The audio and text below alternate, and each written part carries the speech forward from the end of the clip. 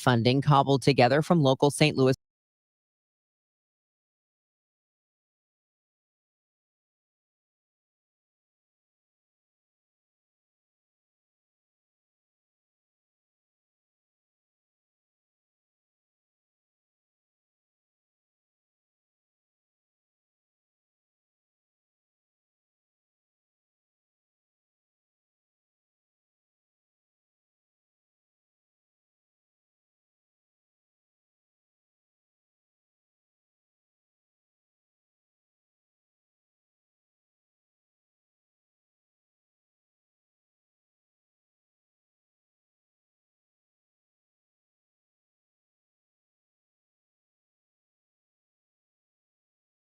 Sunny and 51 now. The weather sponsored by Age Smart Community Resources. I'm Debbie Monterey, KMOX News.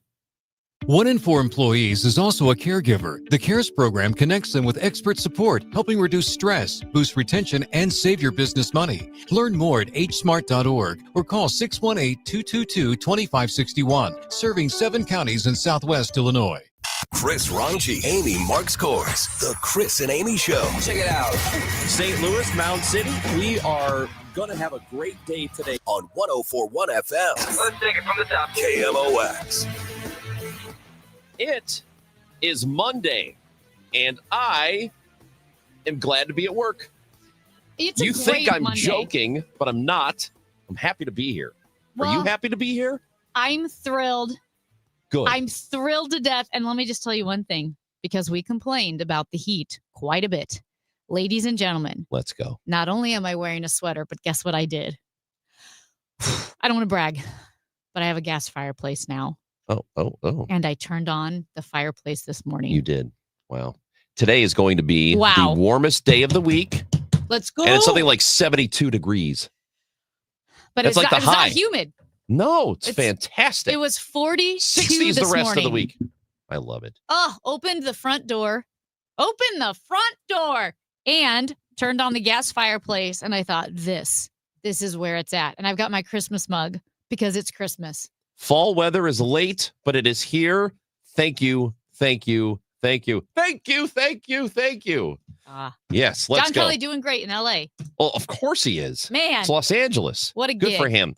314-436-7900. You can visit with us. You can leave us voice messages on the Odyssey app. You can watch us streaming live on YouTube, Facebook, and Twitter. We are on Twitter at Chris Amy KMOX. Time now for the top of the order.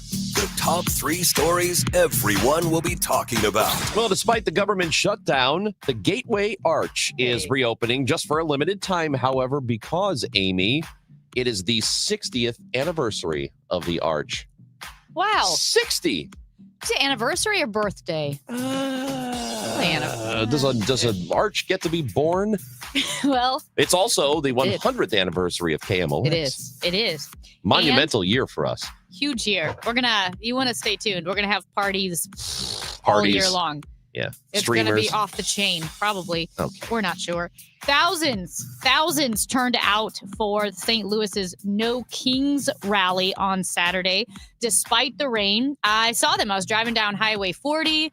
They were at the Turtle Park, on the overpass by Forest Park. Oh, I know the Turtle And Park. everybody was waving and honking horns. And I will say, I did feel bad whenever you have an event planned or something like that. It just pours down rain.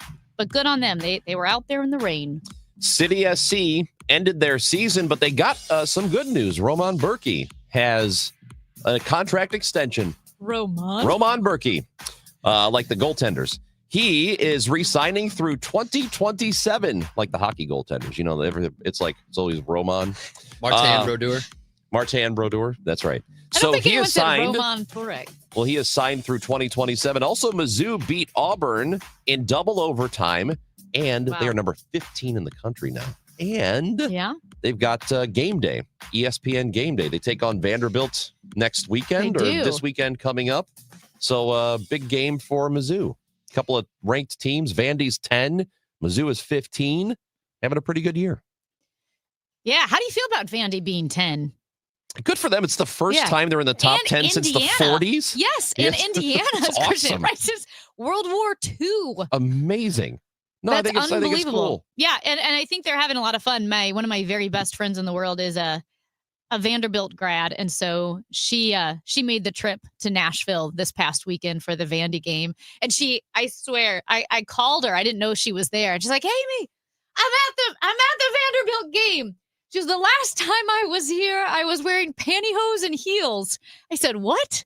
Apparently, at Vanderbilt, it used to dress up for the games a little bit fancier. In the South. She's a little bit older than I am. Yeah, like in the South, that was it's tradition to do that, to wear the nice clothing and sundresses and all kinds of stuff. Yeah. So I think this would have like been an Ole Miss.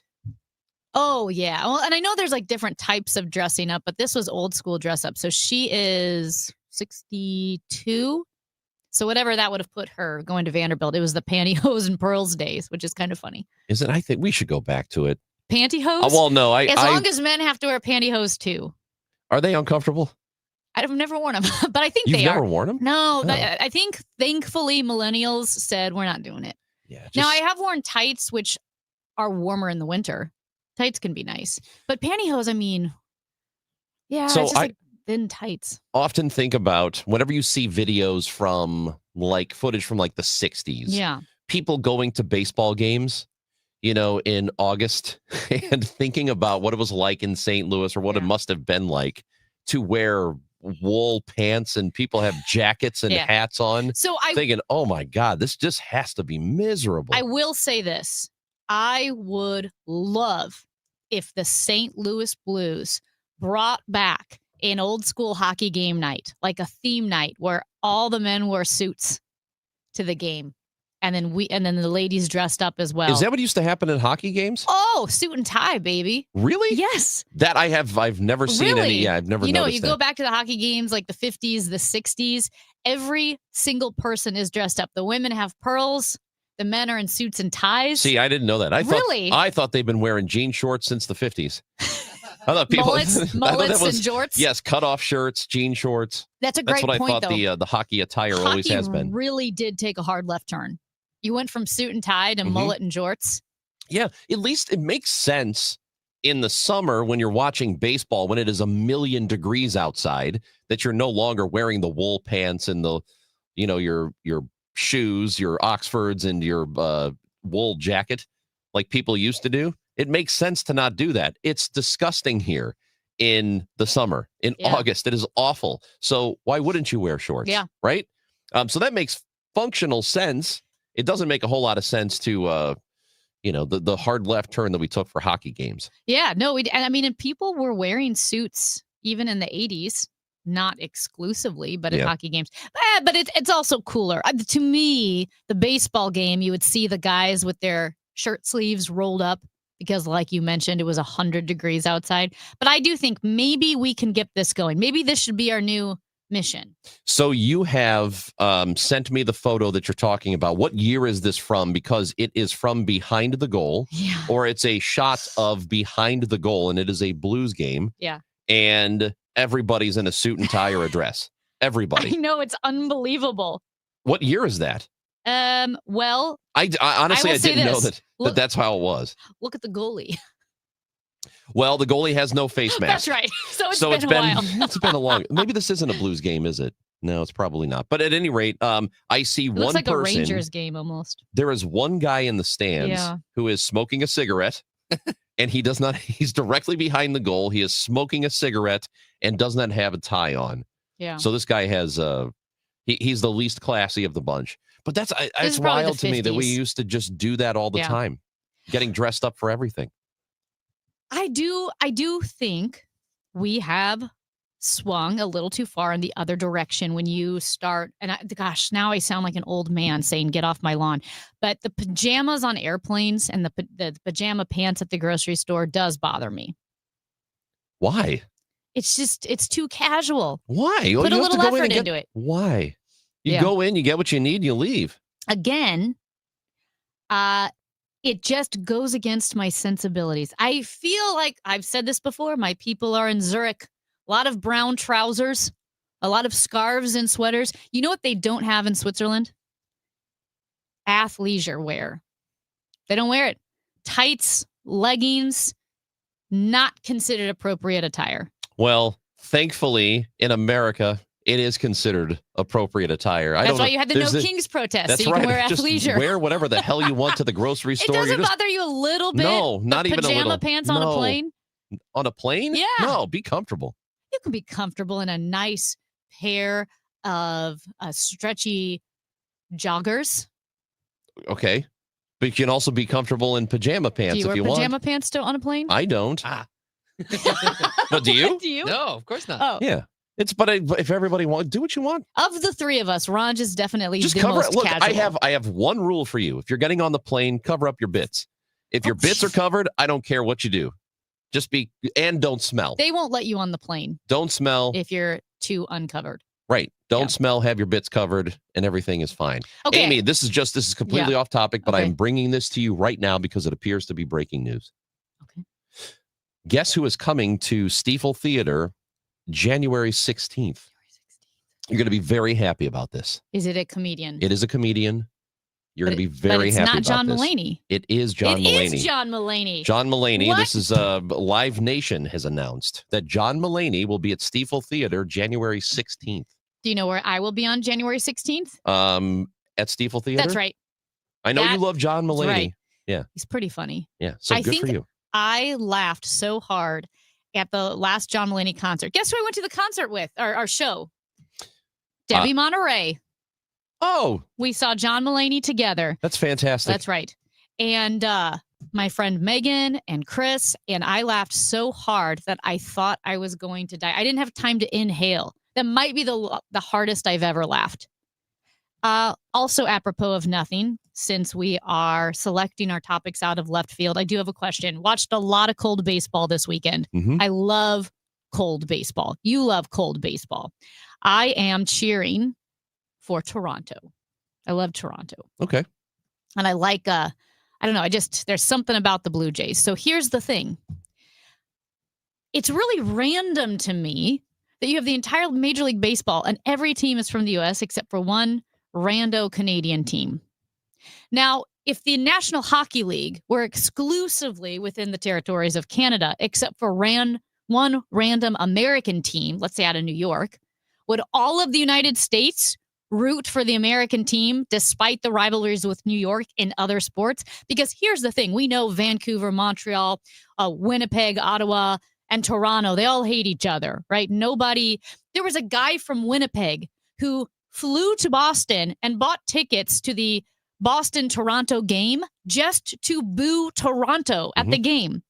He went to the game just to boo Toronto. So is all of Canada cheering for the Blue Jays?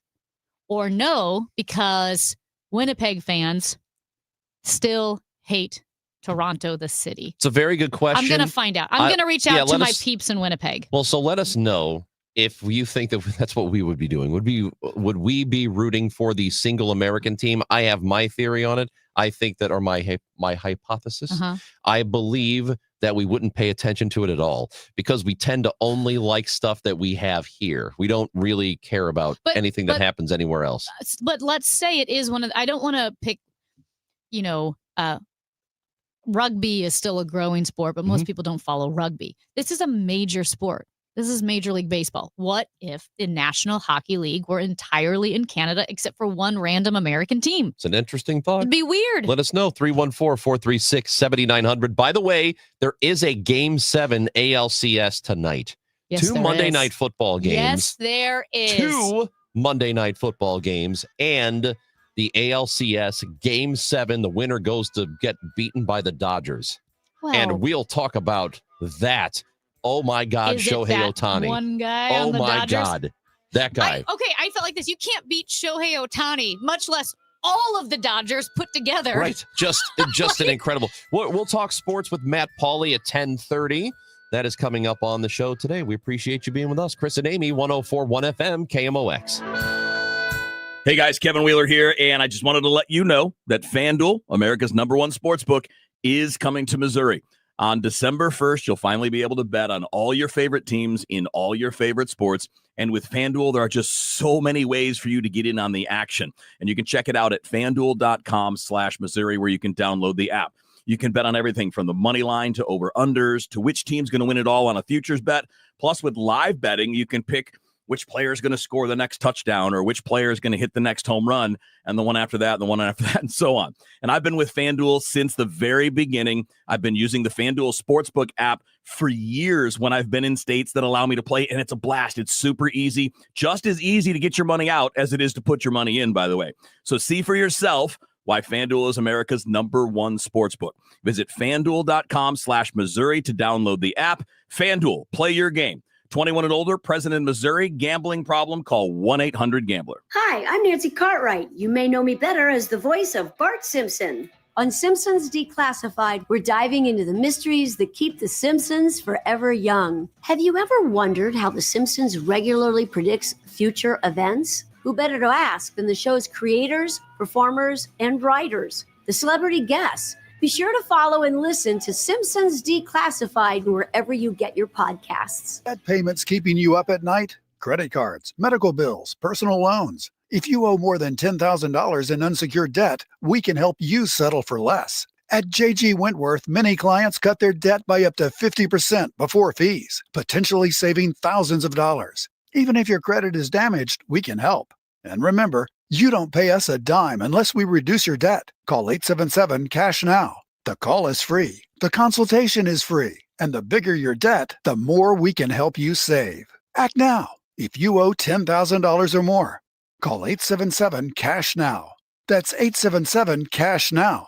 Call right now. Your path toward financial freedom starts today with JG Wentworth. 877-CASH-NOW. Results vary. Not all debts qualify. Debt resolution impacts credit and may increase what you owe. Average savings before fees, 43%, 25% after fees. JG Wentworth does not pay debts or provide legal, tax, or credit repair services. More and more now I'm hearing when all my customers that are calling and setting up appointments for looking at different types of furnace and air conditioners, they're calling in because of all the years that I've said there is a common sense approach, and they want to see what that is. Well over 95% of the people are very happy that they did call me. I'm not saying that they purchased anything from me, but they're extremely happy that they did call me. It's not being cheaper. It's being explained in such a way to where they can make an honest decision for themselves and their family and what's best for their pocketbook.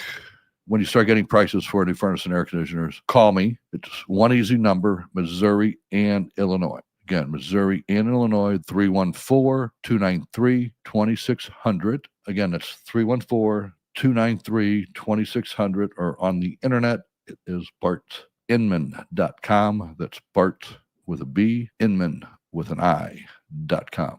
God bless. Hey, Dave, this is Susan L. Ward, and my law firm and I want to wish you congratulations on your 25 years with the show. I am really, really glad that you left family law practice to me. And here's to 25 more for you on radio. Let Banner Construction show you what a difference James Hardy can make to your home. Banner's exterior design team will show you custom design options to transform your home into the neighborhood showplace. Banner is a preferred James Hardy and Pella Windows specialist. With winter just around the corner, now is the time to think about Pella Windows for energy efficiency and comfort. Call Banner Construction, 314-569-1050 to schedule your free in-home consultation, or the website bannerconstruction.com, and have a banner day. 11:20 a.m., 104.1 FM, and streaming on the Odyssey app. KMOX is with you, however you listen, wherever you listen.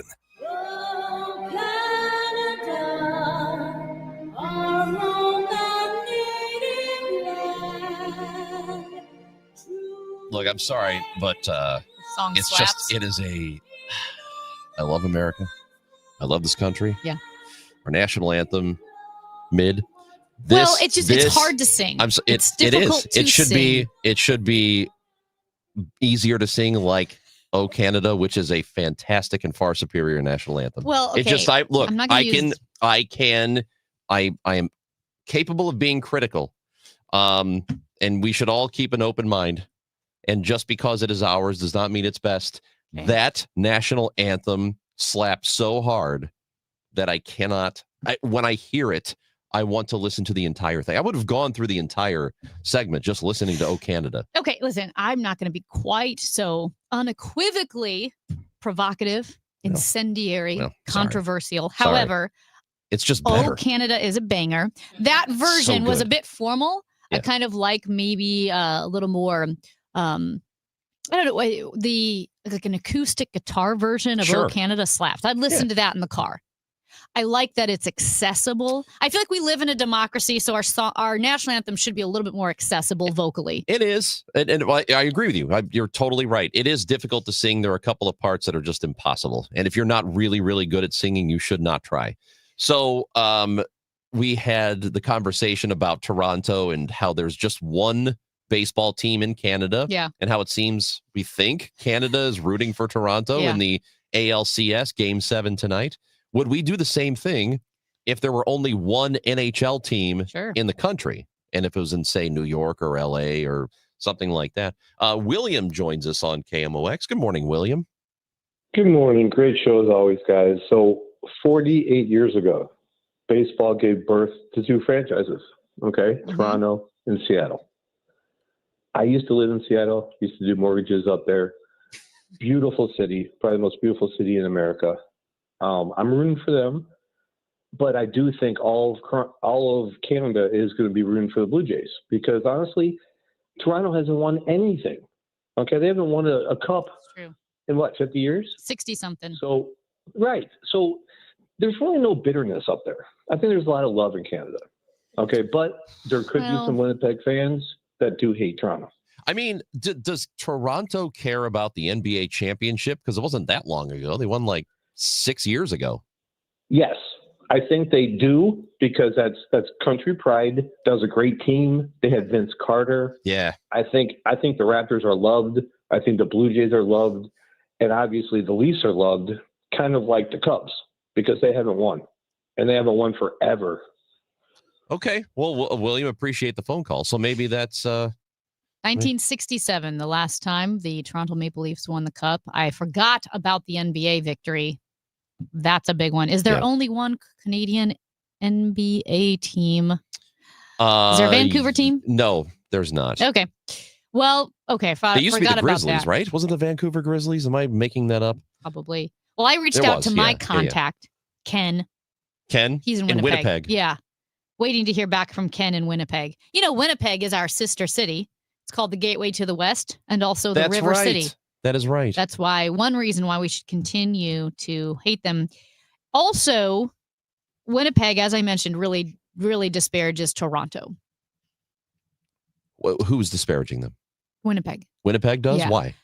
Well, that's what I'm saying. The rivalry. Oh. The Jets hate the Maple Leafs and how the guy went to Boston just to boo the Toronto Maple Leafs. That's what I'm saying. So could people in Winnipeg cheer for the Toronto Blue Jays? Is their disgust for America right now so great that they will get behind Toronto? You know what? I am glad that we are going to speak with Andrew Egger, White House correspondent with the Bulwark. At 11 o'clock. At 11 o'clock today. And you want to stay tuned because I do have tariff questions. You bring that up because of the tariffs and our, tariffing our allies. But with Canada, I wonder if they are part of the carve-outs because the Trump administration has been backing down a bit from some of the signature tariffs that were proposed months ago. Quietly backing down, I might add. You wouldn't necessarily see it in the headlines. You don't see many announcements, but there are carve-outs and exceptions to the point that the big hard-hitting tariffs are losing some of their punch, which can be good. So I need to see if that is also involving the Canadian products. But at any rate, I hope they don't hate us. Canada's delightful. Well, they seem to be pretty upset with us. Wasn't it the it was the hockey game from the hockey tournament? What was that from months ago? You know what I'm talking about. Cup? The Four Nations Cup. Holy moly. Now, Jordan Bennington, goalie, right, for Team Canada, the Four Nations Cup. Canada defeated the United States in one of the best hockey games / tournaments I have ever seen. It's why people are anticipating with great eagerness the Olympics in Italy this winter. Well, were they not booing our anthem? I believe they did. I don't know if they did it every game, but that does sound familiar. Yes. Right? So they were certainly voicing their displeasure with the United States. So that leads me to believe that most people in Canada would put aside any inner country rivalries. Maybe. And they would just root for the I don't know. Canadian And team let me against say, us. I'm cheering. I mean, I was cheering for Team USA and the Kachuk brothers to just raise hell on ice during the Four Nations Cup. But you're right. I can't tell. I don't know. There might be some patriotic currents that would lead otherwise rival cities to root for each other. I just want to give you an update. I've got the typing bubbles from Ken in Winnipeg. Okay. And I need some words to show up. But the typing bubbles are there. Ken is giving us an answer. Okay. And I believe this person is upset with my opinion on the national anthem and Canada's far superior national anthem. Well, you use some pretty divisive And language. he is this listener. I'm not exactly sure what his name is here, but he's watching on YouTube. You can watch on YouTube. He has told me to kick rocks because of it. Well, okay. Guess what? It's America. I get to have that opinion. And I get to voice that opinion that I think our national anthem is not as good as Canada's. Sorry, Robert, but it's not. Excuse me, Ron, It just sounds better. Okay, it's easier to sing. It's a little. It's so much easier to sing. It's a little more egalitarian. It's pleasing. It is ear pleasing. Ear pleasing. You know the guy who was in, he must be retired by now or maybe deceased. Yeah. But it was in Edmonton, and he would sing the first line.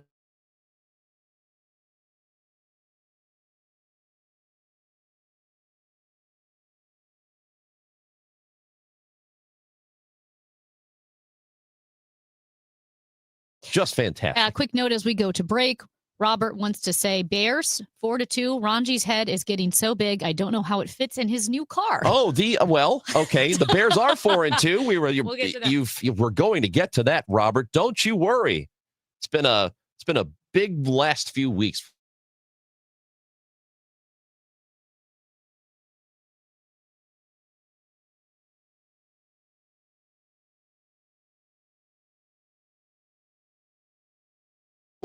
It looks likely that my sheriff, who is currently in jail, is not going to remain the sheriff. It's not a done deal, but it kind of looks like they're going to replace him. Who gets to do it? Sean Malone will have some information for us when we come back on KMOX.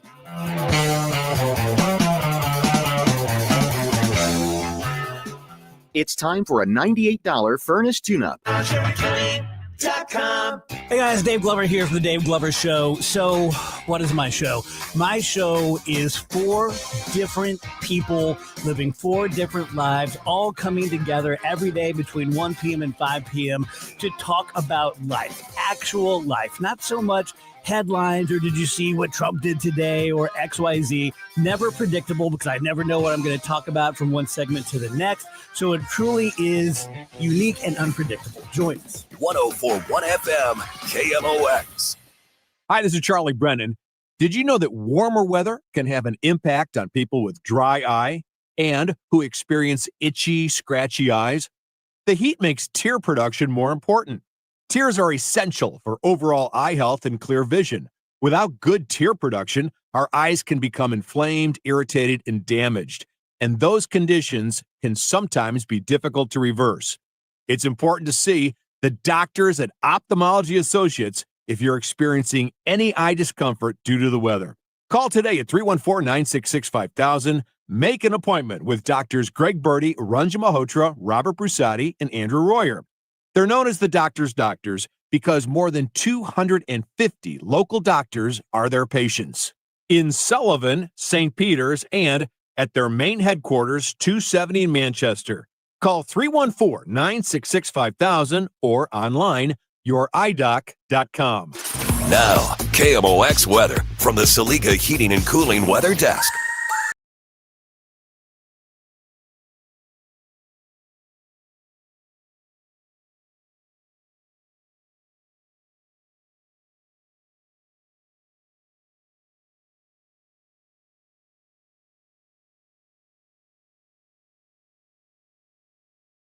Community. We are ready to serve you in the areas of business litigation, intellectual property, health law, and products liability. SandbergPhoenix.com. The choice of lawyers, an important decision, and should not be based solely on advertising. If you're one of the millions of Americans behind on your taxes, if you're afraid to open your mail because IRS collection letters could be coming, listen carefully. The IRS is cracking down, taking paychecks, freezing bank accounts, revoking passports. That's a fact. But here's what most people don't know. There are official tax relief relief programs designed to help struggling taxpayers. Programs that could save you thousands if you qualify. No one knows these programs better than the experts at Optima Tax Relief. Optima's award-winning team will fight to protect your paycheck, your passport, and your property. Their tax attorneys and licensed tax professionals will work tirelessly to get you the best deal possible with the IRS. Every day, penalties and interest keep piling up, so don't wait. Call Optima now for a free consultation. Call 800-348-0269. 800-348-0269. 800-348-0269. Optima Tax Relief.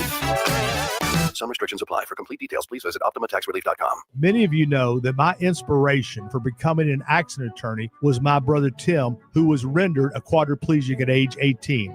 I didn't know what a personal injury lawyer was or what they did, but I soon did. Tim was treated terribly by the insurance company, and I became enraged. It was a constant delay and deny. I'm John Morgan of Morgan & Morgan. Tim later worked with me for 27 years. Last year, my hero died at age 65. You can see my eulogy for him by visiting mybrothertim.com. He was one hell of a man. Because of Tim, together we built the largest injury firm in the world, and our clients are treated the way I would want my family to be treated. At Morgan & Morgan, nobody is a nobody and everybody is a somebody. If you need our help, visit forthepeople.com on your phone or computer. See you soon, Tim. Morgan & Morgan, forthepeople.com. Injured? Dial # law or visit forthepeople.com for an office near you. The Chris and Amy Show is video streaming now on KMOX's YouTube, X, and Facebook pages. Click and subscribe. Now, Chris and Amy visit with the KMOX newsroom.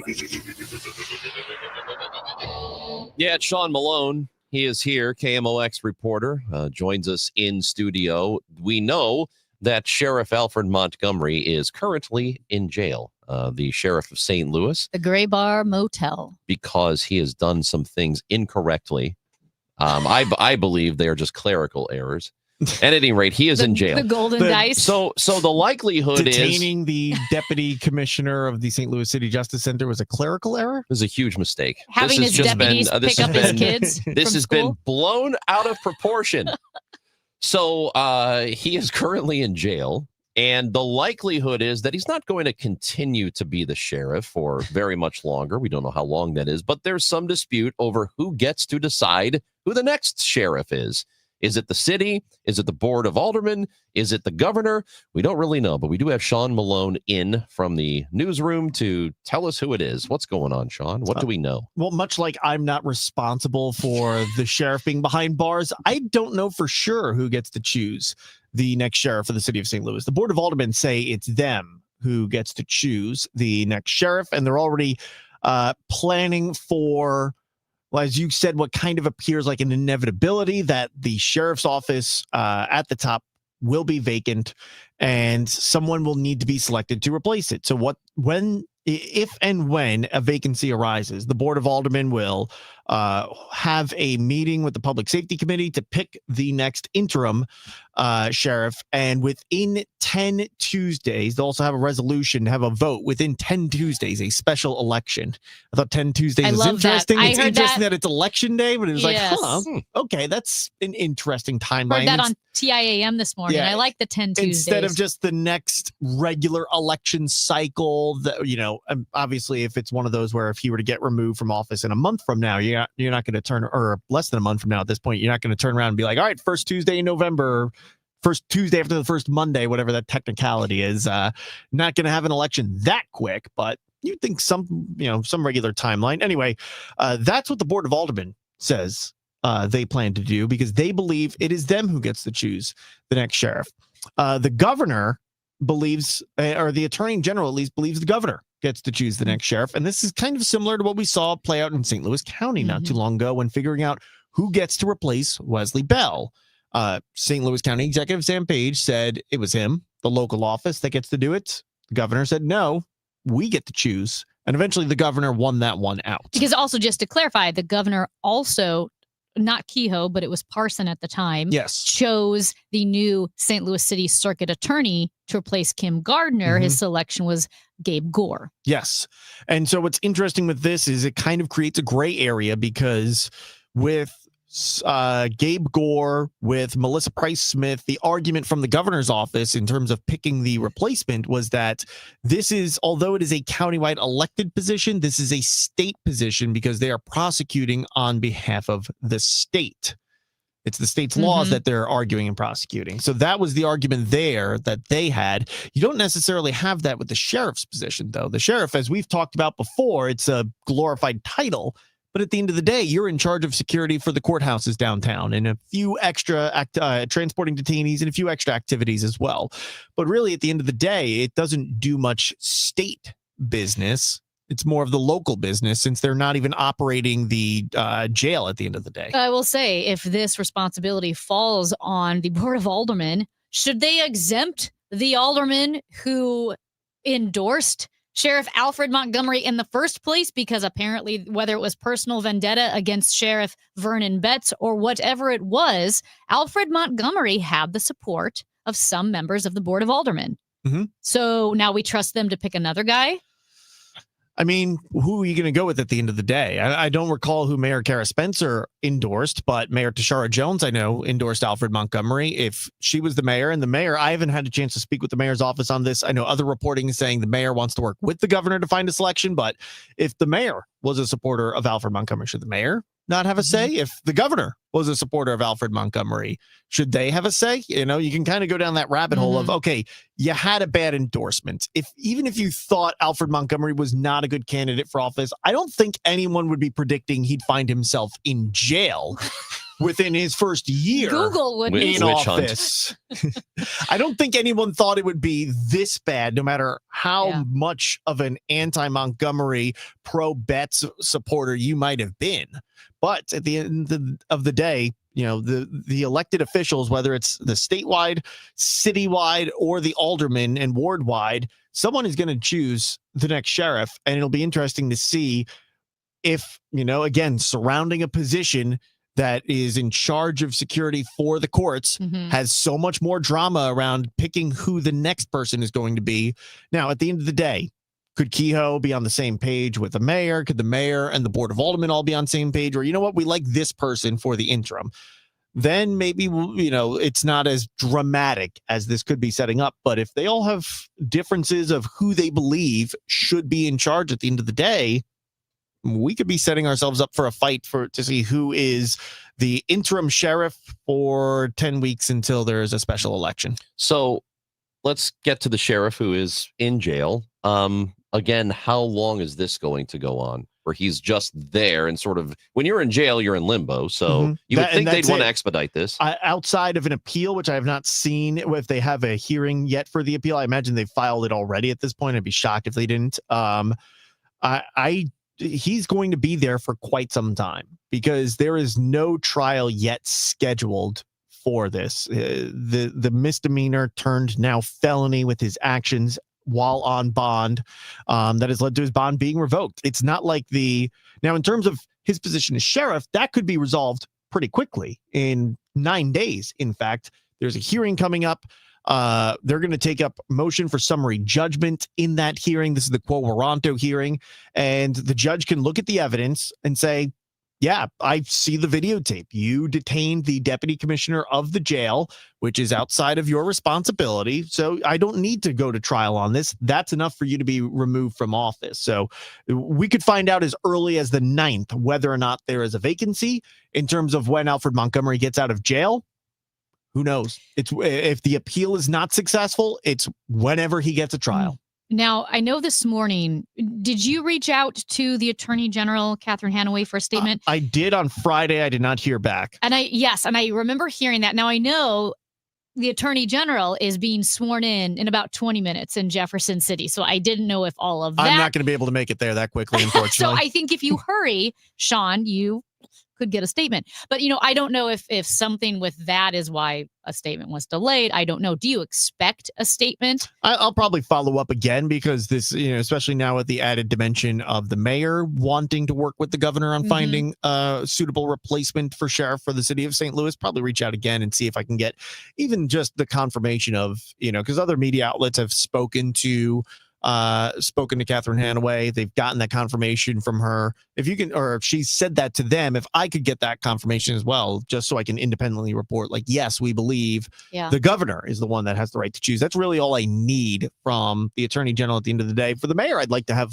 a bit of a longer conversation of how do you view this picking the replacement? Is this the governor being on the same page as you for the replacement? Is it the governor, you being on the same page as someone the governor picks? Like, who's doing the initial picking of the replacement here? So whether or not they are going to consult with the Board of Aldermen and the Public Safety Committee to see whether or not, okay, yes, this is someone we like to serve as the interim sheriff until we can have a vote for a sheriff permanently. I'm curious with the different dynamics of how this is going to work out. If the mayor is potentially trying to balance both sides. We know at least the governor she's trying to work with. Other media outlets have reported. So we'll see what her level of cooperation and give and take is with both sides that she's trying to balance. And I'll just say this too. It's funny because it does feel like getting lost in the conversation in my head. I'm almost equating this again with, we're picking a circuit attorney or the prosecuting attorney for the county. Technically, the sheriff should not be that big of a deal. His main job, like you said, is to secure the courts. While important, you're not picking an interim mayor. You're not picking an interim circuit attorney. This should be a job that you really don't hear about that much because it's the sheriff just doing his job, securing the courts and transporting inmates. End of story. We didn't even elect this sheriff 12 months ago. That's the part with this that feels wild, is there's all this drama that has happened that has been condensed into a little more than 11 months. Shortly after he got elected is when he started sending out those termination letters to the senior staff under Vernon Betts. And that's kind of where the drama began. No one really knew at that time, but then it shortly came out afterwards that, hey, he had to pay out $500,000 to all those guys because of unpaid PTO that had accrued over years and years. Because it's not like these are guys that got terminated that had 1-2 years experience. These are guys that were here 10, 20, in some cases 30 plus years. See, Ranj, I know we're on the FM. That's the clerical error. That's the clerical error. 104.1 FM. However, this AM radio, Alfred Montgomery Radio. What? Even Ron isn't going that far. That's what in the hell? AM radio. Yeah, okay. Alfred Montgomery. You're going to think of your career, Sean, as pre-Alfred Montgomery and post-Alfred Montgomery, but you will not be the same for having experienced this. Okay. Okay. That's the most condescending thing ever, or response I've ever gotten from Sean Malone. Okay. I just didn't know how to respond to that. I'm thinking like of the biggest stories I've covered here. I think the tornado probably number one of the biggest. But this is the story that's propelled your career. It has. This is the one. Once you indicted the sheriff. Right. This vendetta you have against my sheriff. This is that's what it is. That's when your career really skyrocketed. Yeah. I mean, you're making me sound biased over here. If anything, it's going to kill my career in media because they're going to listen back to this and it's like, no, the host kept saying again and again that you're out to get them. Sean, you're doing a great job, doing really good work. Yeah, we appreciate you. Yep, anytime, guys. I do need other people, not Sean Malone, but I need other people to lay off my sheriff. Guy's already in jail. Okay, what do we need to pile on for? Well, poor bastard's already not getting out of jail. Criminal neglect or actions. I'm not sure. Ken, this is a question. 3 counts of witness retaliation, 1 count of witness tampering. Yeah, I mean, come on. Who hasn't? Who hasn't tampered with a witness? Who among us hasn't bought a burner phone while on bond? All I do is tamper with witnesses. What's the big deal? Oh my gosh. Do we know if the You're sheriff... not on bond. Oh, that's true. Hey, can the sheriff pull you over and give you a ticket? I don't think so. Okay. Can a park ranger? Could a sheriff pull you over in a golf cart and give you a ticket? Well, he can outrun the golf cart.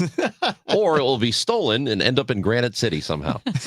Which happened. Which apparently has happened. All right, Sean Malone. You're the best. You're great. Thank Anytime, you. Guys. That is Sean Malone from the KMOX newsroom. Our sheriff may not be the sheriff for much longer. And when we get one or we find out how that person is going to be selected, of course, we'll have it for you right here on 104.1 FM KMOX. Did you see this? Next.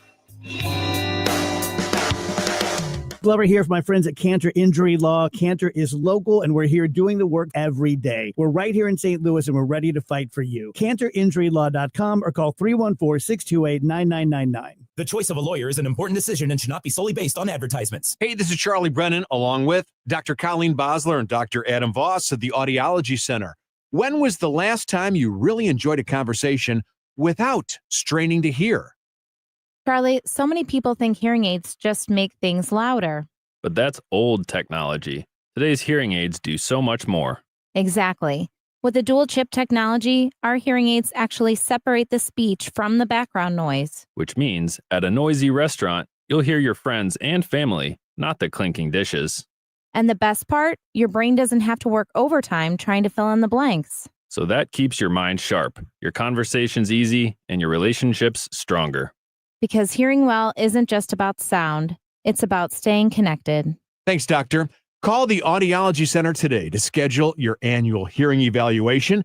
Don't miss another moment. Call 636-441-7470 or visit theaudiologycenterstl.com. Cardinal Cowboy here. After a coma, a miracle, and the fight of my life, I made it back to the games wearing my signature cowboy hat and jersey. Then came the baseball pants, the replica trophy, and the smiles and joy from the young fans. That's when the Cardinal Cowboy was born. Renner Garage Door knows how to bring joy too. With top brands like Delden, Amar, and LiftMaster, and family service you can trust, get your free repair or replacement quote today. Forward and back. Giddy up! RENNER, RENNER. You're listening to Leaf Filter Radio, and the guru of gutter protection himself, Chris Coonahan, is here to take your most pressing leaf-related questions. Hey, everybody, Chris here. I understand we have Ron on the line. Ron, where are you calling from?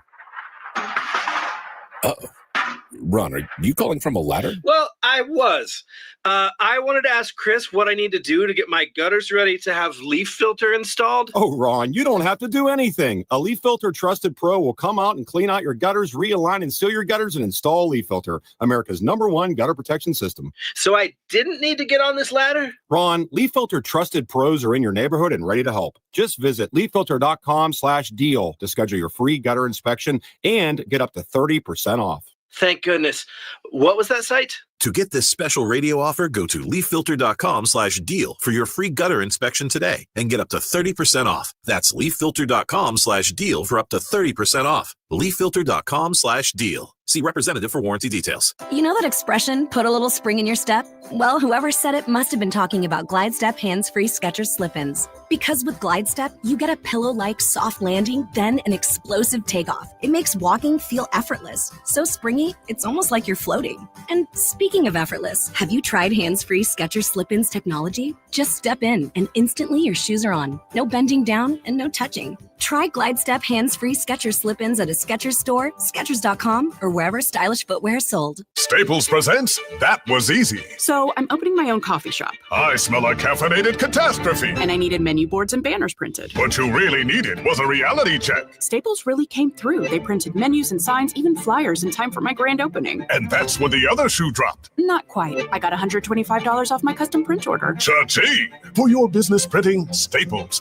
That was easy. Now save up to $125 on custom print orders. Valid in-store and online. Ends 11/1. Exclusions apply. Visit staples.com/print for details. In the fight against Alzheimer's, now matters more than ever because now we have new treatments that could change everything. This is Megan Lynch. Join me Saturday, October 25th at the Chesterfield Amphitheater for the St. Louis Walk to End Alzheimer's. It's the region's largest fundraiser to fight dementia and support those living with the disease because now is the time for action. You can join in the fight by registering for the walk at alz.org/walk. That's alz.org/walk. It's the most inspiring night in sports, the Musial Awards at Stiefel Theater. You can be in the audience for this nationally televised event from St. Louis. Named for Stan the Man, the Musial Awards celebrate those who uplift us through their extraordinary sportsmanship. Experience the remarkable moments and people that make this an event like no other. The Musial Awards, presented by Maryville University, Saturday, November 22nd. Tickets at musialawards.com. Chris Raunchy, Amy Mark scores because life is too short for boring radio. 104.1 FM KMOX. Now, did you see this? With Chris and Amy. All right. I know you didn't see this, but you know Ken from Winnipeg, my friend. Yeah. He gave us a response about whether or not Canada is rooting for the Toronto Blue Jays. Ken covers the Winnipeg Jets for the Winnipeg Free Press. He is a huge baseball fan and has been to all 30 parks, except Sacramento, he said, in the United States. He said, I would say that most of Canada, maybe, not quite all, are rooting for the Toronto Blue Jays. There would be some Mariners fans in British Columbia, he would imagine. And the Mariners have a couple of Canadians with Naylor and Brash on their team. Not much hate for the Blue Jays when compared to the Toronto-centric hockey lens, so that doesn't carry over. Blue Jays broadcasts are also available for the entire country of Canada, so they become Canada's team for sure. But folks of a certain vintage, the consecutive World Series also helped. What was that? When was that? 90s. Okay. A lot of Expo fans migrated over to the Blue Jays as well when they moved to Washington. So there you go. Okay. That sounds like Canada's team, especially the broadcaster. Like you can be in Vancouver and listen to the Blue Jays game. And also, they're mad about the tariffs. He didn't bring up the He didn't bring tariffs. up the You're going to tariffs? assume the tariffs. Yeah. Okay. And Seattle's a perfectly fine town. I kind of don't care who wins this Close to game Canada. tonight. Couple hours. It is. You're a couple hours from the Canadian border. So this that. Amy, this woman in Washington, D.C. Sued her neighbor so that he would have to stop smoking weed in his own house. Okay. Okay. Josepha Shepard, she's 76 of Washington, D.C., says that the neighbor who would light up his weed, it smelled like feces or skunk. And it was a 73-year-old neighbor named Thomas Cackett. And so she sued, not to get money out of him, but to force him to stop smoking weed. And she won the lawsuit. I think this has been going on for a couple of years. The Washington Post did a huge profile on this story because they likened it to noise or party. Like if he had been blasting rock music at all hours of the night, you have a right to privacy, you have a right to peace and calm in your home, and that the smell of the weed was so strong and so constant that it was infringing on her rights. Unless you think that he was doing this recreationally, Cackett says that he only smoked once a day, never for longer than 5 minutes, all to cope with a bunch of health conditions: skin cancer, chronic hepatitis, arthritis, and sciatica. He says, quote, I am not Snoop Dogg. That was not how it was reported in the Washington Post. I feel like he put Snoop Dogg to shame. Interesting. Okay. So they ruled in her favor. Yeah. She argued that the smell would make her vomit.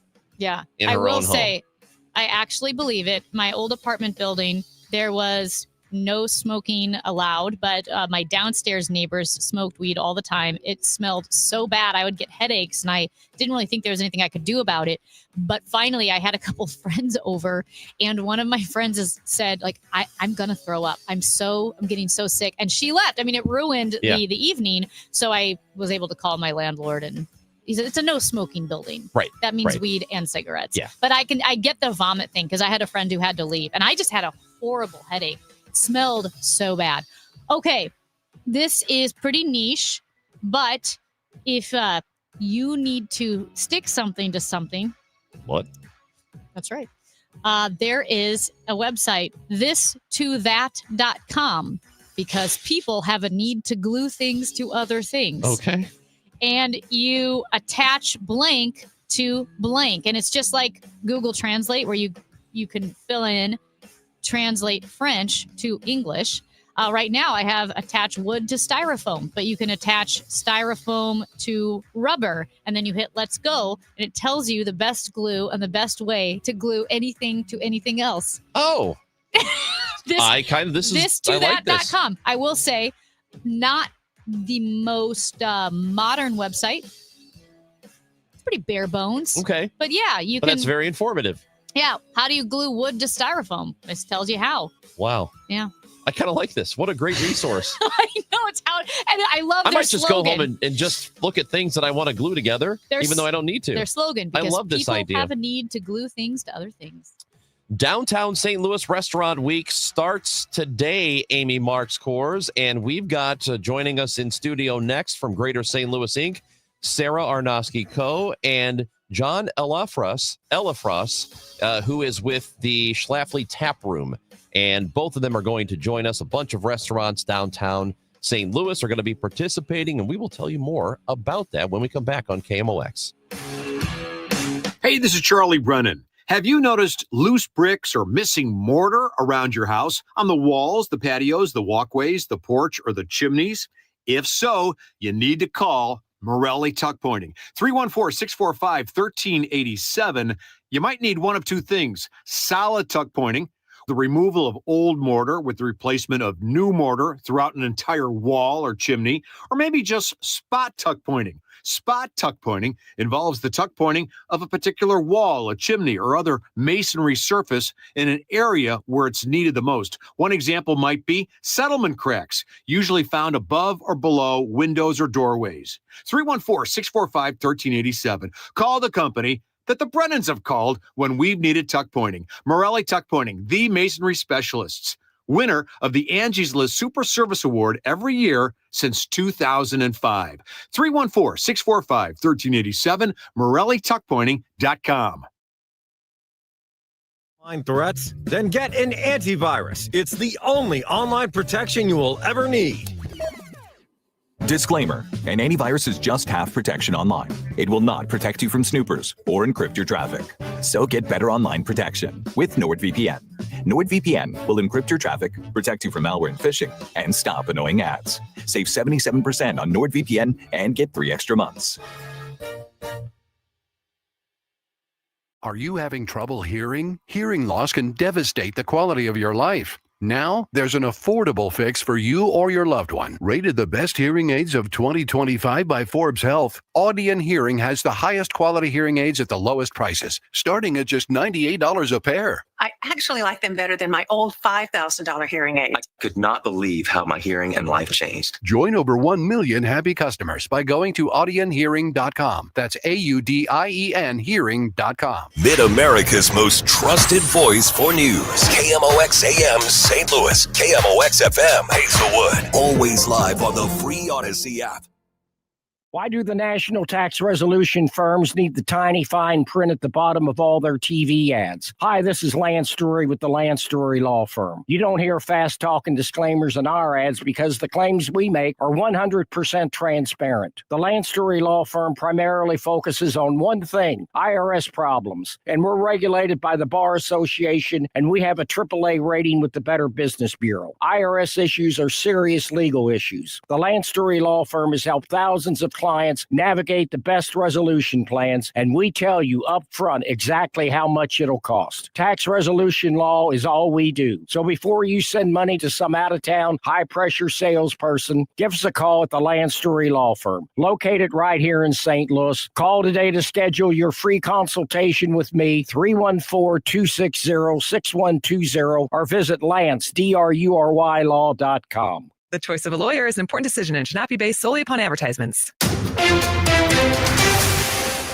It is 10 o'clock. We've got sunshine, 56 degrees in downtown St. Louis. I'm Debbie Monterey. House Republicans renewing their accusations Democrats are holding the American people hostage as government shutdown hits its 20th day, no end in sight. House Speaker Mike Johnson acknowledging potential consequences. America is the last great superpower on the planet, but we have to maintain that status. And if we get behind on funding or personnel or any of these projects that we're involved in that are at a level that we can't talk about in here, it's very serious. Democrats are demanding an extension of expiring health insurance tax credits as a condition for reopening the government, which Republicans oppose. Senator Bernie Sanders spoke with CBS Mornings. Now, in the House, majority rules. In the Senate, you need 60 votes. Right. Republicans have 53. They need to negotiate. You know how much negotiations they've done? Zero. Our way or the highway. Sanders says people are going to start getting notices in the mail this week that their health insurance costs will be doubling. Senate Republicans have been invited to lunch at the White House with President Trump tomorrow. A KMOX follow-up on the Trump administration yanking a $197 million federal grant from a future North St. Louis plant that would have made battery materials for electric vehicles and energy storage. St. Louis County State Senator Doug Beck says he is disappointed by the move that impacts ICL Specialty Products' $500 million proposed factory that would have added 150 new jobs. Republicans and Democrats alike, should be talking up and speaking about this because it's hurting us across our state, across the country in many different ways of competing and being competitive, for the long term in the world. And it's going to set us back quite a bit. Department of Energy Secretary Chris Wright said the cuts are to save taxpayer dollars, with most of the cuts being related to clean energy projects. There was another boat strike over the weekend, the 7th in recent weeks by the Trump administration on boats in the Caribbean. 32 people have been killed, and Colombia's president is speaking out. Here's CBS's Caitlin Huey-Burns. Returning to Washington last night, President Trump said that new tariffs would soon be announced against Colombia. They are a drug manufacturing machine, Colombia, and we're not going to be part of it. This weekend, Colombian President Gustavo Petro claimed a U.S. strike on a boat last month killed a fisherman, accusing the American government of murder. In response, President Trump called Petro an illegal drug leader and said he'd be cutting off all U.S. financial support. U.S. lawmakers want to know if that is legal. The Trump administration has offered zero proof that any of the boats blown up were carrying drugs. From the business desk, sponsored by Krenz Financial Group, KFGadvisors.com, a local architecture planning and design firm has won an award from the St. Louis chapter of the American Institute of Architects. Trivers receives the AIA's Distinguished Award Social Progress for its work with Doorways in creating their 3-acre client-centered $40 million campus. Doorways works to improve the health outcomes and quality of life for low-income people battling HIV. From the Saliga Heating and Cooling Weather Desk. Sunshine and breezy with a high of 74 this afternoon. The breeze drops off tonight, clear to partly cloudy, low 50. Windy and cooler, high 65 tomorrow.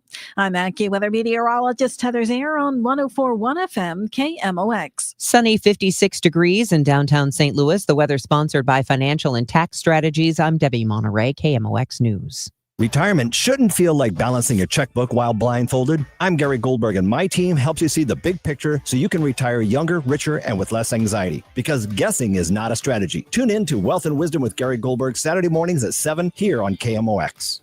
Chris and Amy now. The Dave Glover Show at 1 on the voice of St. Louis, KMOX.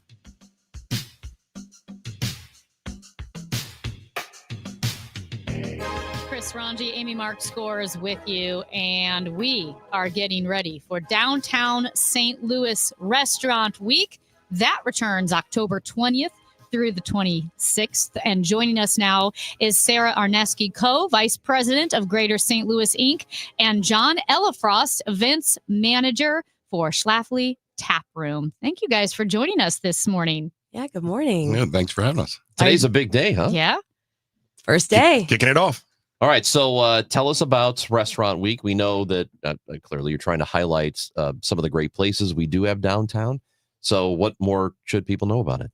Absolutely. So this week, starting today through Sunday, there will be a variety of restaurants in downtown that are going to be having specials or discounts and really giving people an opportunity to come downtown.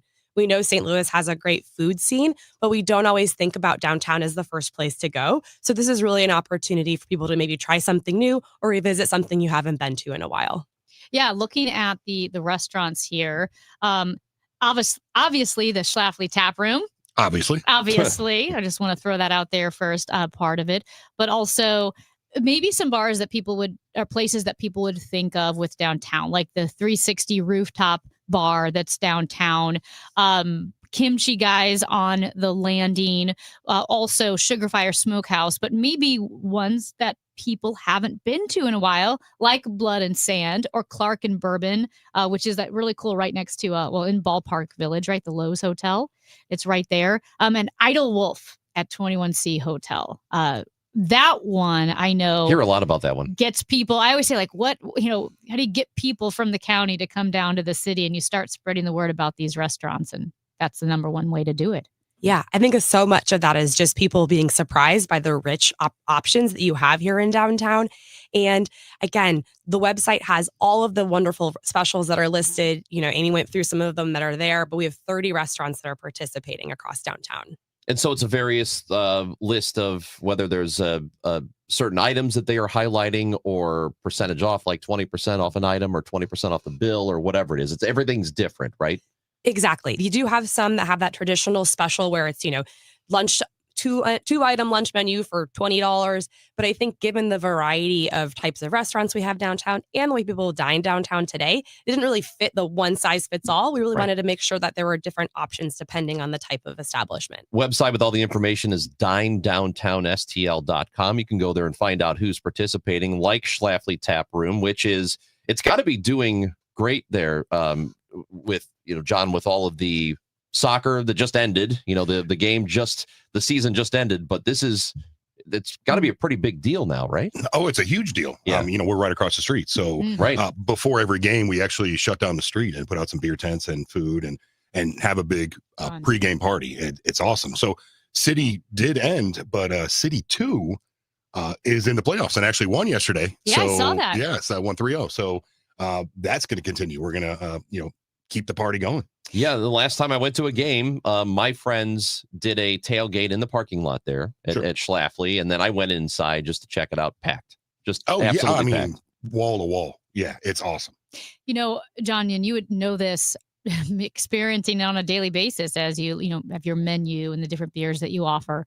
But St. Louis really outpunches its weight class in the food scene. We always say in food and music, you can keep up with any city. Any city. Yes, I completely agree. We have an awesome food scene. I'm partial to barbecue, and we have so many options. It's awesome. Yes. So Schlafly has a couple of specials. You want to tell us about those? We do. We have a toasted Italian hoagie. That's capricola, salami, pepperoni with some melted Swiss cheese, lettuce, tomato, pepperoncinis with some Italian dressing. And then we've got a teriyaki bowl that's only $12. You got some rice, carrots, broccoli, edamame, and teriyaki chicken, which is what I'll be having for lunch today. Yeah, nice, very good. That sounds really, really good. I know, it's so funny because you mentioned that Italian sandwich. I run a lot, and I think when I'm done running, I want something just so salty and something you can just sink your teeth into. That Italian sandwich sounds perfect. With our hand-cut fries. Yes. Oh my gosh. That sounds like heaven right now. Let's go. So you've got this, there was on Thursday, there was sort of a kickoff thing at Trust, which is okay. I haven't been there. So that's an old bank, right? Correct. Tell us about that place, because I had just heard about it last week. That was the first time I'd heard it. And I think that's kind of the thing with a lot of these St. Louis downtown restaurants. People just don't know about them. Right. Yeah. So Trust is at the corner of 4th and Pine. It's this old bank building. It's beautiful. You just walk in and your breath is taken away because you have this really ornate design work that's been done throughout. And it was a great place for us to have this kickoff party because it brought together several of the restaurants that were participating, including Schlafly, and just really bring the restaurateurs together. There is a whole downtown community that's embedded within the restaurants. But this space, again, it's a co-working space, but also has a bar. So, post-work, come on over, check it out. They have some great cocktails. They have a $10 cocktail menu for this week in particular. So definitely recommend it. Oh, that's awesome. Is it called Trust because of a bank and trust? Exactly. I assume so. Good job, Amy. Well done. Yeah, but it's very good. It's and cool. it just kind of speaks to a lot of the different buildings that exist downtown. And some of them have been repurposed in a really cool way. And we just don't talk enough about them. We don't know enough about these places, right? Yeah, absolutely. And that's part of what this does is, again, give you a reason to come down. There's wonderful history. There's wonderful architecture. And the outside is only so much. Really get inside these spaces and check them out. What did Schlafly, the tap room, used to be? Originally, it was a printing company, the John S. Swift Printing Company. The building was built in 1901. And you got to come check it out. These just giant beams and exposed brick walls everywhere. We have 2 beautiful event spaces up on the 2nd floor. We do wedding receptions, rehearsal dinners, fundraisers, corporate events. They're beautiful spaces. I highly encourage you to come check them out. Oh, yeah. That's so cool. I know I mentioned Idle Wolf earlier, but that was the old YMCA building. Yeah. And they talk about how ornate and beautiful that is. Yeah, the pool in there is next level. Right? Because it's the original pool, but they've restored it all, and it really is quite an experience. Restaurant Week goes on starting today through Sunday, and all of these specials that exist in all the different, or that are happening at all these different places, you can find them on dinedowntownsTL.com. Is there anything about this that you would like people to know that maybe they don't, or something about the restaurant scene in St. Louis that we don't celebrate enough?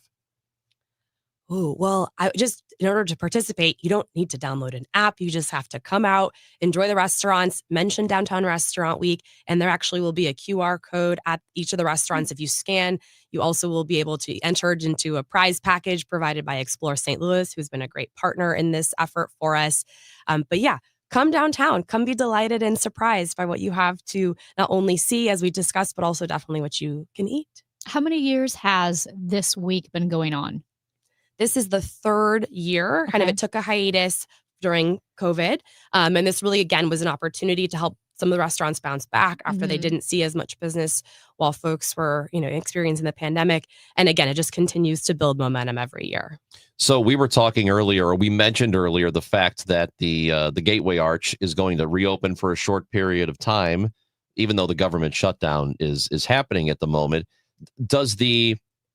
First of all, how is the Arch doing in terms of attracting tourists? I know a lot of local people will go see it, but a lot of people from outside will go see it. And then what sort of impact does that have on the businesses locally, the businesses closest to it? Yeah, I mean, that was a big, it was a challenging time knowing that the government was going to shut down. There's a lot of fall breaks happening. And so people are coming to St. Louis. They want to go to the Arch. So for it to be closed is hard. Yeah. So I'd love to see that reopening. Our great friends over at Gateway Arch Park Foundation and the National Park Service really are kind of putting together what they can to make sure that when people come downtown, they can experience that arch. But again, when they're coming down to the Arch, they need places to eat. So we want to make sure that we continue kind of build that full ecosystem of a downtown experience, not only for sites to go see, but places to eat and places to explore.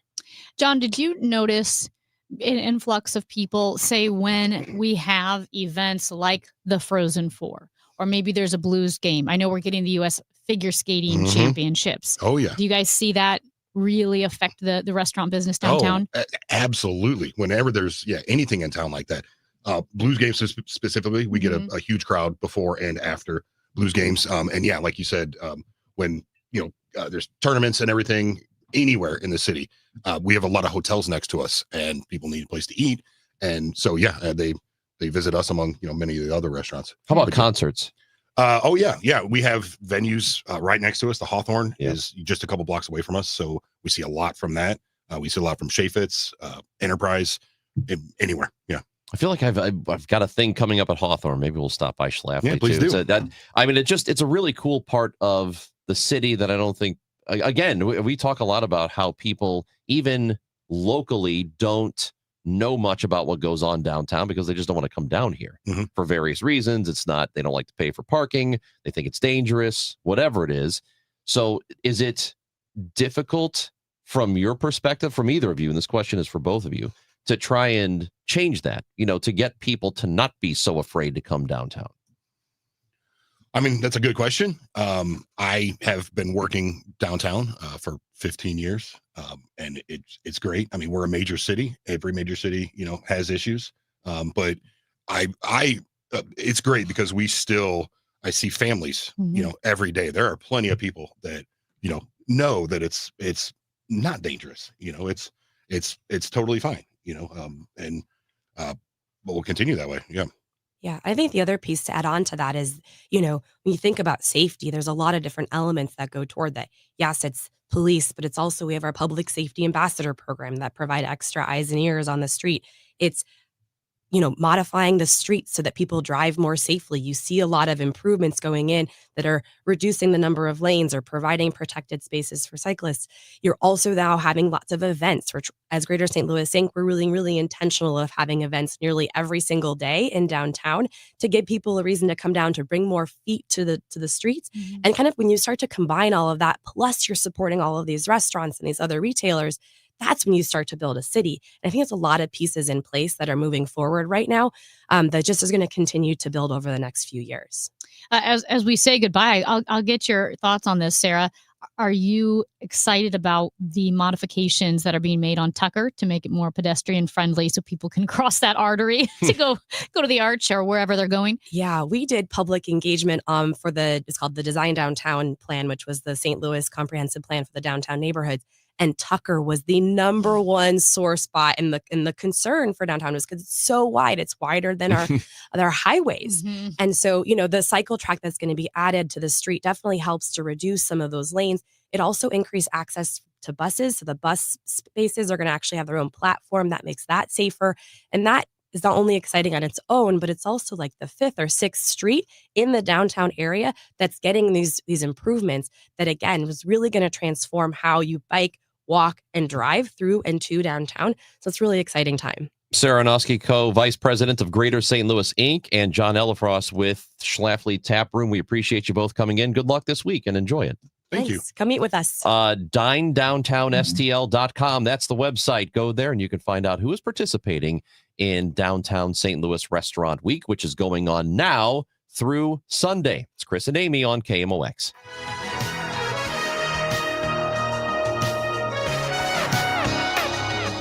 You've got your whole life ahead of you, so choose a Medicare plan you can count on. And that's what you get with a Medicare Advantage plan from United Healthcare. With more than 45 years' experience serving its members, United Healthcare has plans with low monthly premiums that fit your life today and as your needs change tomorrow.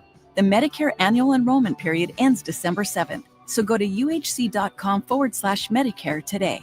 United Healthcare Medicare plans. It's Medicare coverage Missouri can count on. Thank you, Missouri, for making Genesis of St. Charles your #1 and most trusted Genesis dealer for 2025.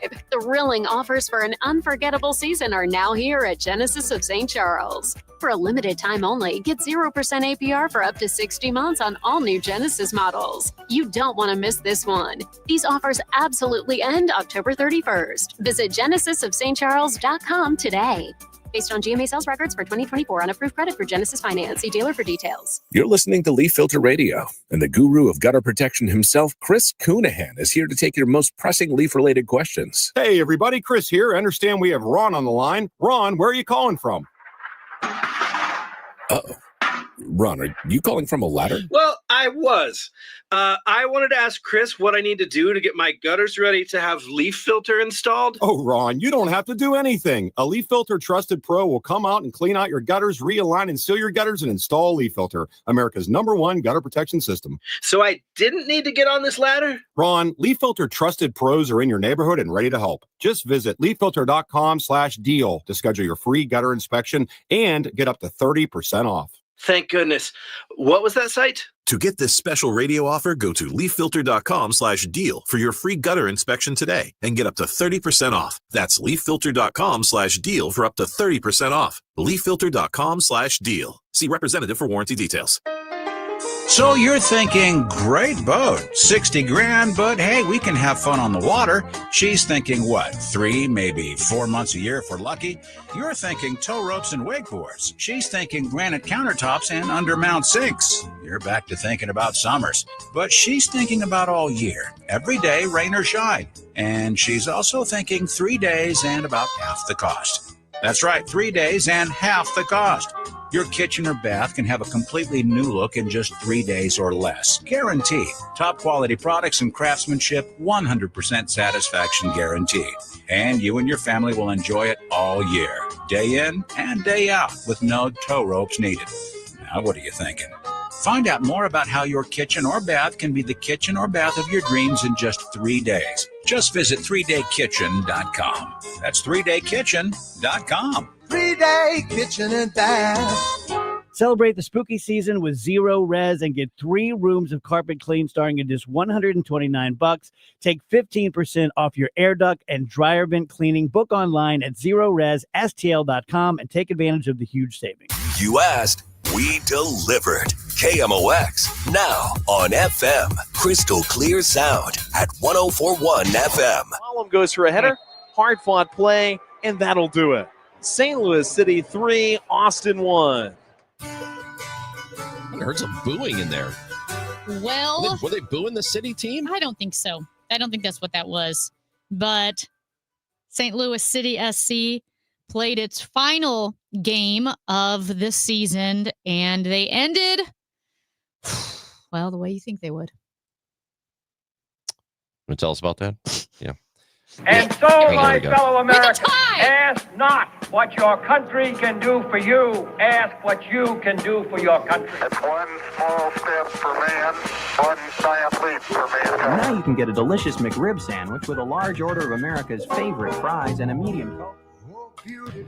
City SC ended their season with a draw with Real Salt Lake, 2-2. Their record, 8 wins, 8 draws, and 18 losses. But you know what? I consider it a win because we have learned from this season of trials and struggles, and City SC will emerge better for it next year. They'll also emerge with Roman Berkey because he re-signed. 2027. That's pretty he's good. here for the next couple of years. People were worried that he was like it was foregone that he'd be gone. But it wasn't. He's sticking around. Mm-hmm. That's a good big deal one for them. Yeah. That's a big one. So here's the thing with Major League Soccer. And we've talked about this with Dale Schilly, the broadcaster with Joey Zanaboni on Y98. And that is in Major League Soccer, franchises can turn around very quickly. That's what happened in Cincinnati. Their soccer team was, I want to say in last place for a handful of years. And then suddenly and pretty quickly, they turned it around and they were at the top of Major League Soccer. And that is just the nature of Major League Soccer. A lot of roster movement all season long. Yeah. As we mentioned, soccer is intentionally and deliberately confusing because there are so many in-season tournaments and so many bizarre rules about players being on loan. So they're traded, but really it's a loan and they're from Europe or something. I don't know. I can't keep track of it all. But rosters change quickly. Because rosters change quickly and because the way the league, the franchise rules are set up, I think City could be in first place next year. Well, and you know what? We were promised prior to the season, we were promised that they would be a playoff team this year. So that didn't pan out. No, I mean, not even close. Not even close to panning out. I don't know how much different the off season is for them this year going into next year, but you would imagine they're going to get aggressive. At least, I mean, that would be the hope because you can't promise playoffs and then give you like the second to worst team in the league. You know, you can't. There's a huge disconnect there. So I'm not sure they can afford to go through this offseason and not have some serious changes. Importantly, as you mentioned, tied for second to last. Do you know who the worst team is? Was it Austin? In the Western Conference. Oh, no. And it's important. Tell me. The stinking Sporting KC. Sporting KC was also bad. They were very bad. 7 wins, 7 draws, and 20 losses. Stink. So it's a win, honestly, if you make it your only goal to beat Sporting KC. What did you call them? Not stinking KC. I don't know now. I think it was choking. No, it wasn't. Did I say that? No, it wasn't choking. We had no room to talk. But I was talking we do anyway. have room. We came in second to last, Well, not last. True. I'm looking at the points. Is it the points total? Yeah, you're looking for the points. Yeah. So tell us all about it. So we had 32 points and Sporting KC had 28, which means we had 4 points of room to talk. Okay. Well, it's not nothing, I guess. It's something. Well, so I'm looking forward to next season. I do hope that they are aggressive and look, I don't think you bring back Berkey unless you're trying to make this team better, improve the roster significantly enough that you're going to be a playoff team and you don't have to worry about it. And maybe if they stick with Critchley, the interim head coach, if that's what happens, I do think they played better. The results were better once he took over. So we'll see if that continues. Well, and Tom Timmerman, they seem to like him. Yeah, Tom Timmerman wrote about this in the St. Louis Post-Dispatch today and said basically it is City SC's plans moving forward that were able to convince Roman Berkey to stay in St. Louis. Yep. Berkey said, quote, I had a lot of talks with Diego, and also they showed me what they want to do. They showed me things that I can't tell here. Oh, good. That's what we need. Secrets. Because they trust me and they show me what they want to build here, what their plan is and who they're trying to bring in. So for me, it's just a sign that they're actually very interested in making that a club, a winning team, and bringing a winning culture into that club. And that's exactly what I want to see. He also said that he was very honest with them. Quote, sometimes I might react a little bit over the top. That's me. But I've told them, look, I need authentic people. I need players who are not hiding. I need players who are taking responsibility, who are not scared to say something, and so forth and so forth, and having honest conversations. So the secret is what we need to find out. I need to know, and I need to know right now, and we need to talk to somebody. I don't know if we've reached out to City SC yet for comment, but I would like to know if anybody over there made Roman Berkey roll dice to keep his job. That's a good question. If that happened, then I think we're on the right trajectory here. Big Blonde Dan is watching us on YouTube and says, with City SC done for the year, I'm a City 2 fan now. On to the semis. Yep. So very good. We just had John Ellifrost from Schlafly Tap Room and said, look, we got City 2. They just won. And we'll have people popping by the place over there. And we have a text message. Schlafly Tap Room has the most amazing food. Their burger is fabulous. I've actually never eaten there. I've been there. I've had some fantastic beer. But I've You've never eaten there? I've not eaten at Schlafly. So not even at the Maplewood location. Correct. Very interesting. You need to go there. Last summer, or was it 2 summers ago? I went to they have the parking lot. They have the Schlafly, I'm not sure what it's called. It's a small festival, and they have a concert stage. And I saw Bone Thugs and Harmony. I remember when they were there. And it was hot as hell. It was Did we talk hot. to Schlafly, or did we talk to Bone Thugs or Harmony? I don't think we did talk to them. But I do know. Talk to somebody. I do know that it was like they started at 8 or 9 o'clock, and it was dark, but it was so hot and muggy. Yes. That one of the guys, and I don't remember which one it was, might have been Crazy Bones, I'm not sure, but he was so hot, he just went and sat down after like 2 songs. He just sat down on a stool the whole time. They quit 20 minutes early. That, yes. They were dying up there. We talked to somebody from them or from Schlafly, because that was also about the same time. Whose concert did I get kicked out of?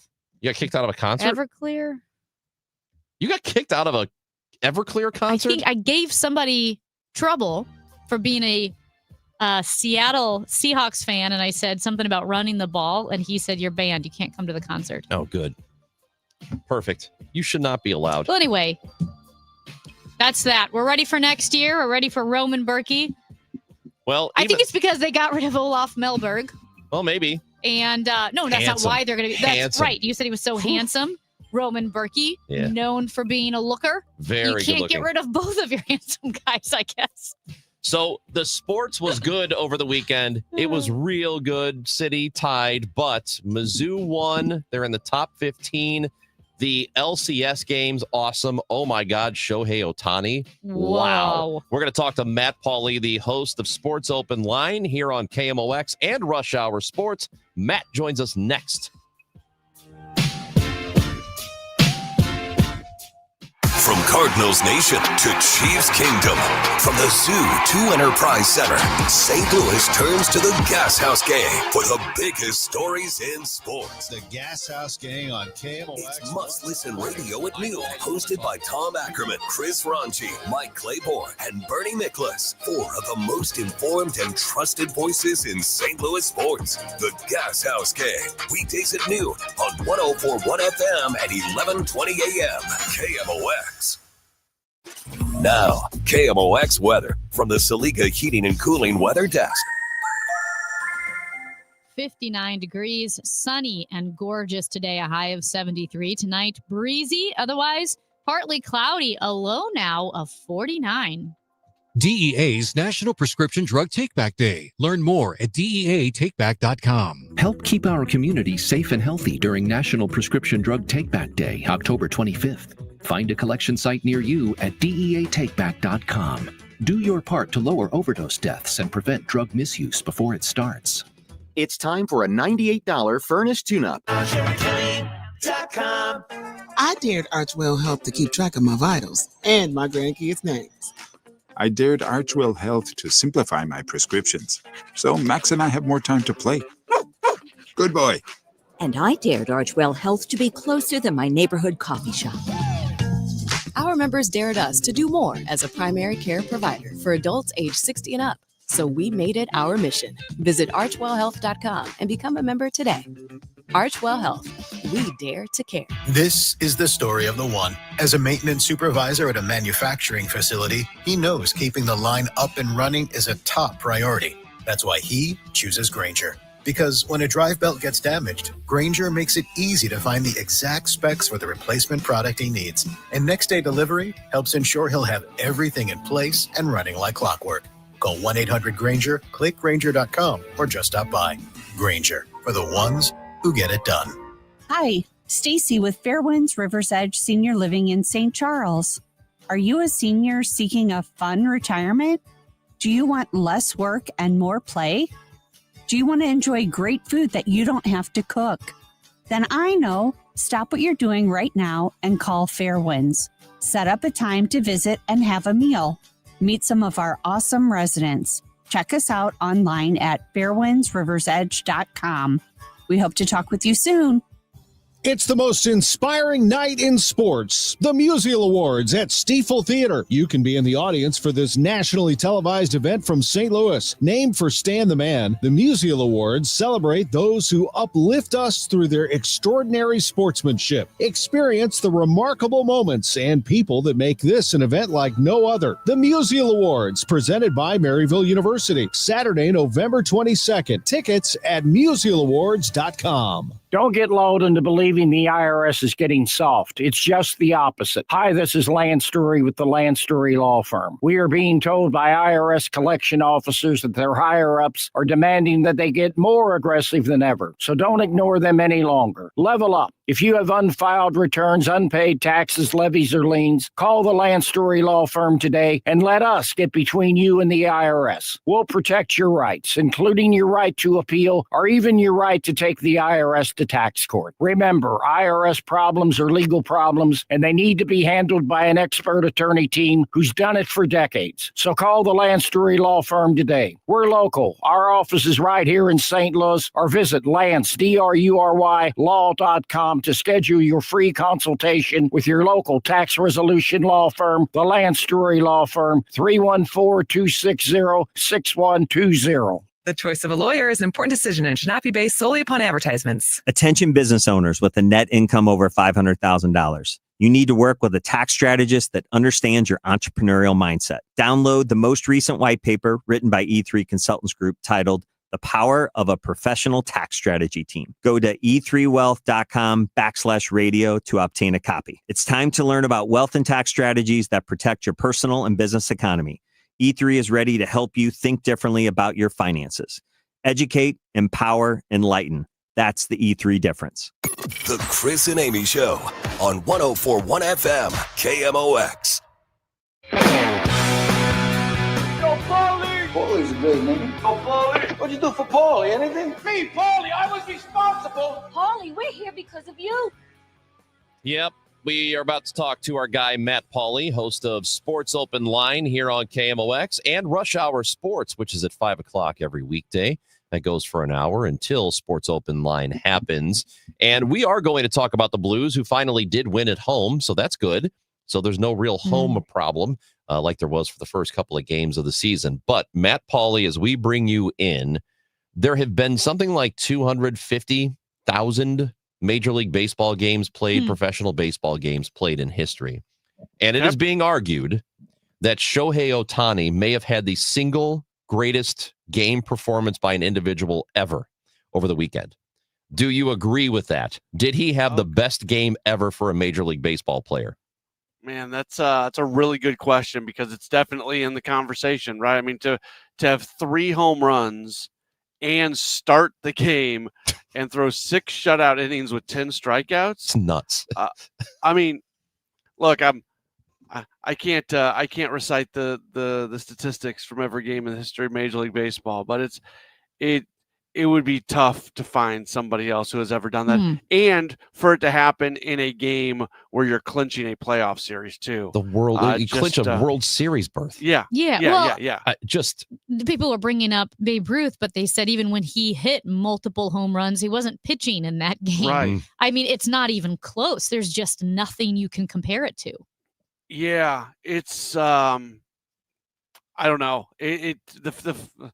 It's crazy. He's two different guys. Like that's why he's worth every penny that the Dodgers are paying him, which is, there's a lot of these contracts that you say, I don't know about that one. Shohei Ohtani, he accounts for two different players on your roster. Yeah. It is insane. Two high-level players on your roster. It's crazy. And right now they're paying each $1 million a year.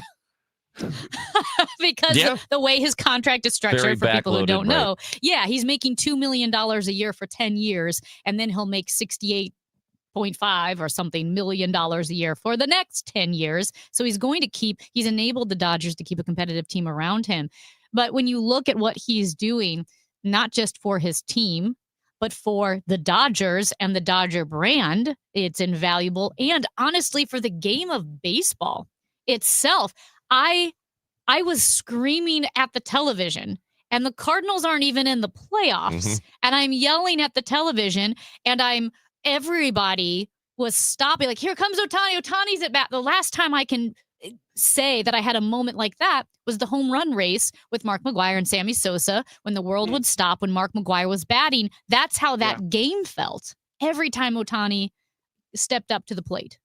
That's a really cool description, because I don't think people who didn't live through it, I don't think they understand the impact that every single Mark McGwire at bat had during that home run chase. I mean, the world did just stop when Mark McGwire came to the plate. And for at least one night, I think you're right, because whenever Ohtani would come to the plate, it's like, is he going to do this again? But at the same time, it wasn't until after his second home run that you really thought, okay, this guy's doing something special. And then the third home run happens. It's like, are you kidding me? And by the way, kidding me? One of those home runs cleared the stadium. Oh, was that the 469? Which that's underselling it. He cleared the stadium with a freaking home run. So I will say this: there is a story on in ABC. This is coming out of Los Angeles, but I didn't even think about who caught the home run ball, the third home run ball. But a longtime Dodgers fan, David Flores, was in the right place at the right time, as the story notes. And he did catch the ball. And, people are like, what are you going to do with it? And he said, I want to be humble. This is what he said, quote, I'm going to say this in the most humble way possible. I'm looking to sell the ball, to the highest bidder. Nice. I want to sell the ball. And so the ABC from LA talked to some experts in the auction field. And there are estimates that this ball will be, quote, $3, $4, or $5 million plus dollars. Because there will never be another game like that. Unless Ohtani does it himself. That's right now, as far as we know, the only guy who has a chance of doing this again is Ohtani. But Ohtani should go hit 4 home runs in his next start. And be like, you don't want to give me the ball? I can devalue that thing real quick. That's right. A personal vendetta from Ohtani. But we're talking millions and millions of dollars. And it's there. Like I said, there's basically nothing to compare it to. It was it's remarkable is just the word I keep using, and he is that for sure. And I do think he is somebody who's good for baseball. I know a lot of people have been really getting after the Dodgers here recently. Now the report out there is they're going to go after Kyle Tucker this offseason, which is just funny. Rons, we talked about it on Friday during Gas House Gang on if do the Dodgers winning that series automatically result in labor stoppage after this next upcoming season, and I don't think so.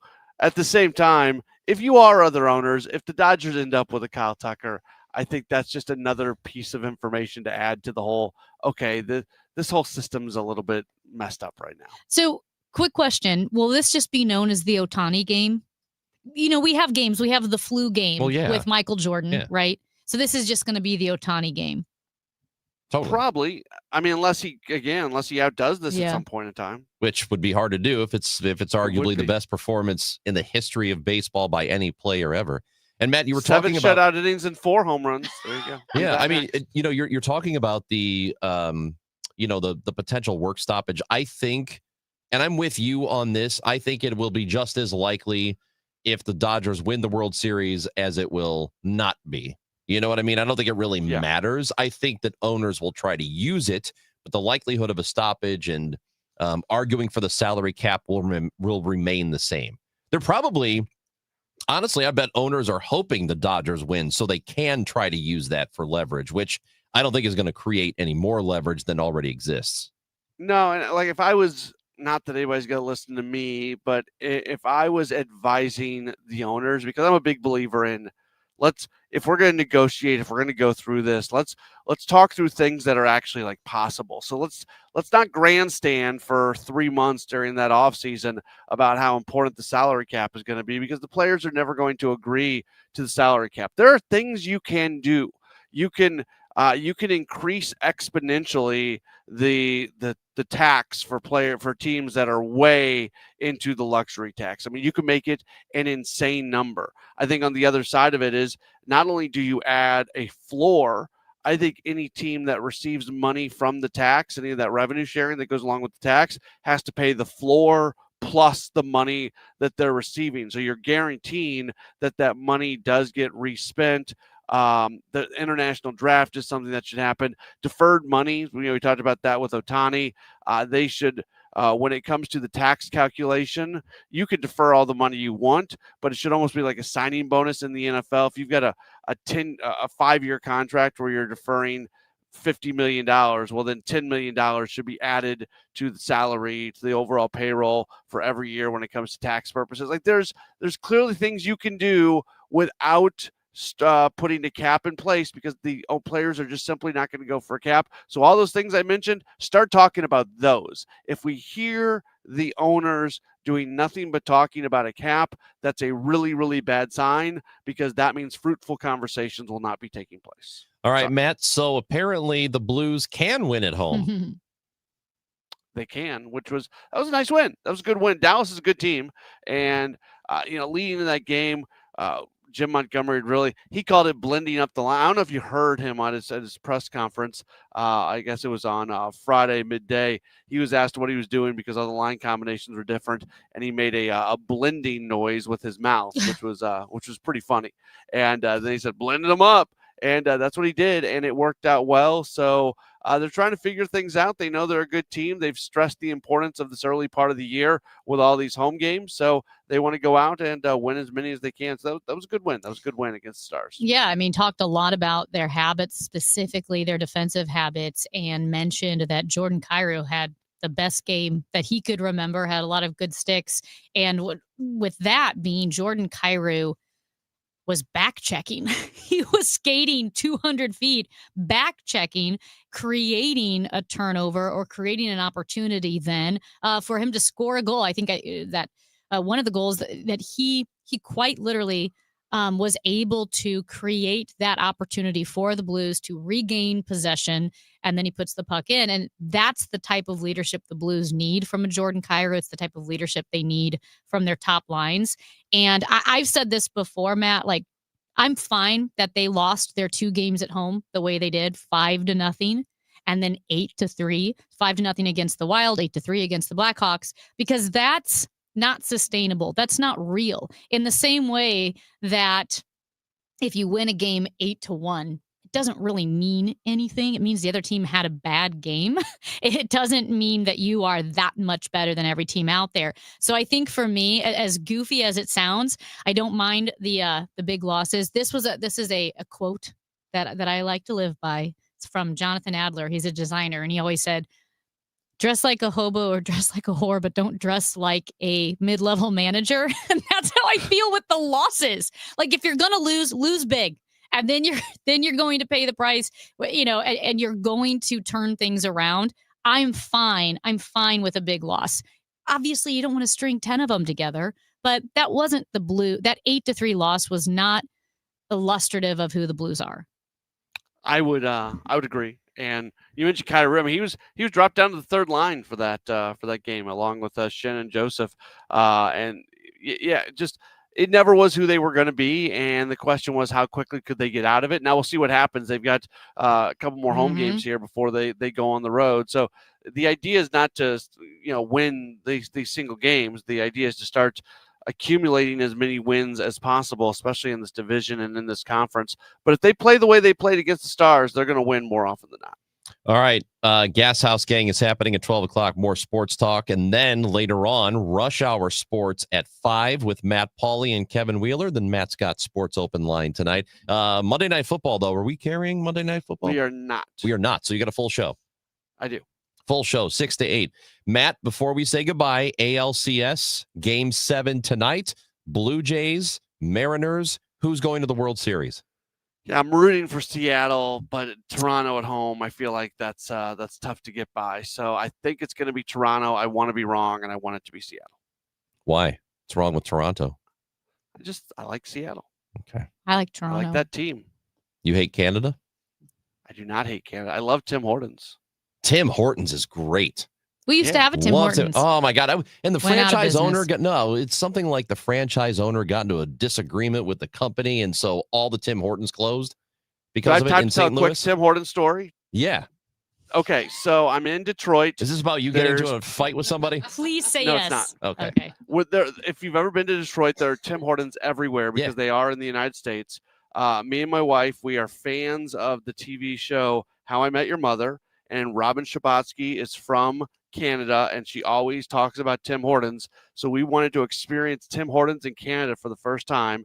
So we crossed the border, and when we are crossing the border, they ask us, why are you visiting Canada? And we literally said to go to Tim Hortons, when, again, there's 9 million Tim Hortons on the American side of the Did they believe you?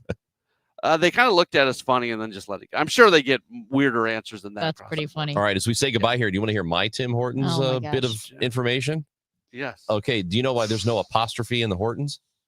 Like there's no apostrophe because between his last name is Hortons. No, it's Tim Horton, and there should be an apostrophe S.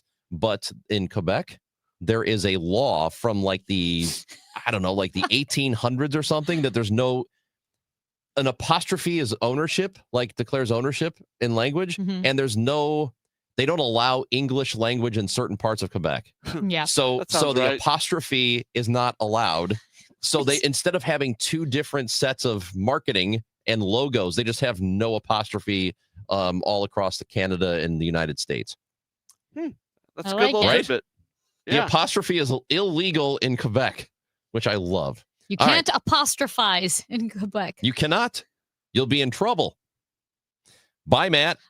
Bye. Yo, Paulie, your sister's with me. I'll call you back later. See ya. I cannot believe we don't have Tim Hortons here because there was a dispute. That's really stupid. It's always disputes. Stupid. I love Tim Hortons. The KFC that's downstairs here in this building where we work used to be a Tim Hortons. KFC's great. I want Tim Hortons back. Great coffee. Love it. It's Chris and Amy on KMOX. I'm John Morgan of Morgan & Morgan. One question I'm always asked is how did you become the largest injury firm in the world with over 1,000 attorneys and $25 billion in verdicts and settlements? One way was our financial strength. Medical malpractice is the third leading cause of death in America. To prosecute a typical case costs up to $250,000 in case costs. We advance them all. Product liability cases can have similar costs with an army of lawyers on the other side. Automobile insurance companies have the resources to fight. Guess what? So do we. Many law firms simply may not have the financial firepower to work up your case the way you deserve. And we don't charge by the hour. No recovery, no fee. If you have a question about your case or wish to become a client, go to forthepeople.com on your mobile device or computer. 24/7. It's that easy. Morgan & Morgan. Injured? Dial #law or visit forthepeople.com for an office near you. KMOX proudly supports the Musial Awards, returning to Stiefel Theater Saturday, November 22nd. You can be in the audience for this nationally televised event, hosted right here in St. Louis. Named for Stan the Man, the show celebrates the year's greatest moments of sportsmanship and those who embody class and character. Experience the extraordinary moments and people that make the Musial Awards an event like no other. For more information, KMOX.com/events. Sponsored by Progressive. We make the claims process easy so you can get back on the road in no time. It's why over 43 million drivers trust Progressive. See for yourself at Progressive.com.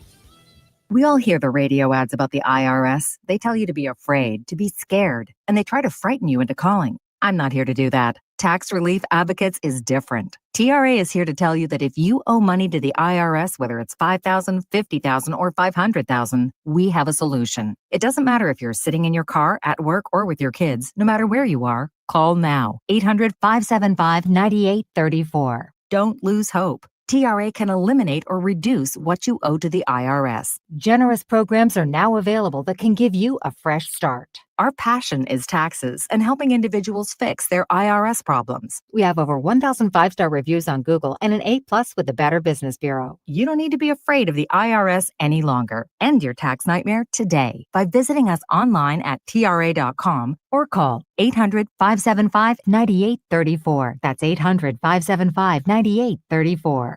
Tax Relief Advocates. Real solutions for real people. This is a special alert to all Americans who own a vehicle with less than 200,000 miles with an auto warranty about to expire or with no warranty coverage at all. Due to a decline in the economy, CarShield is announcing a low-cost month-to-month vehicle protection plan that is now available to the public to save any driver out-of-pocket expenses on future auto repairs. Call now to find out how you can pay almost nothing for covered auto repairs. Yes, you heard that correctly. Pay almost nothing for covered auto repairs. An open phone line has been established for all drivers to call for a free quick quote. Call 800-908-8646 now. Drivers who are covered will not have to pay for covered repairs again. This protection plan is at an all-time low. Additionally, drivers who activate this vehicle protection today will also receive free roadside assistance, free towing, and car rental options at no additional cost. Call us for your free quick quote today. 800-908-8646. That's 800-908-8646. What do you have to lose? Call 800-908-8646. Again, 800-908-8646.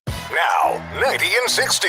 A look back at the latest St. Louis City SC match. Presented by Woods Basement Systems, Inc. Elbow the RSL box against Yedlin. Takes him end line. Crossage back. Bobby Totlin hits it on the crossbar. Grabbed by Hartle. Hartle from the elbow of the 16th shot. Cabral flies to the near post. Long throw Padelford. Loops it. Fall header. Klaus. Another header. Back post. Oh, it's in! We're tied in downtown West St. Louis. That's the final whistle on the 2025 season for St. Louis City. St. Louis City 2, RSL 2. City SC returns to action in February of 2026. Hear all the games here on your home for St. Louis City Soccer. Y98. Tripping over uneven concrete? Don't replace it, raise it with concrete leveling.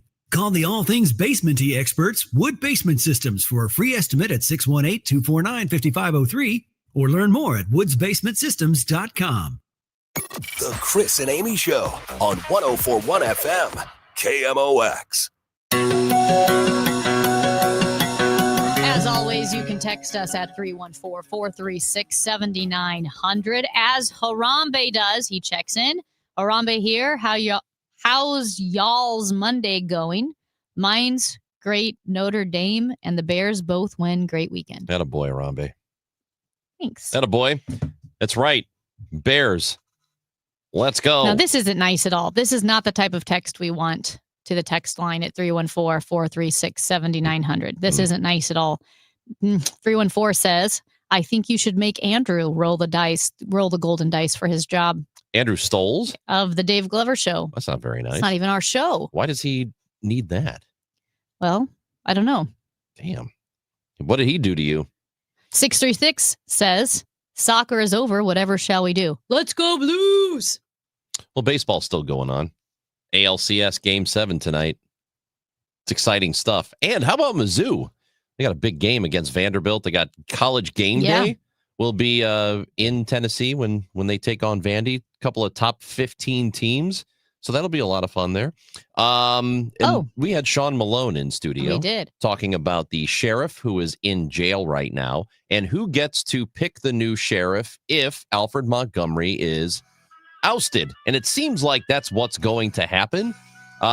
There's a dispute on who gets to decide who the new sheriff is. Board of Aldermen, city, governor. Nobody seems to know. And this text message, this is not very nice at all. To Sean Malone, this is your Geraldo Rivera Al Capone moment. That's not true. That was a disaster.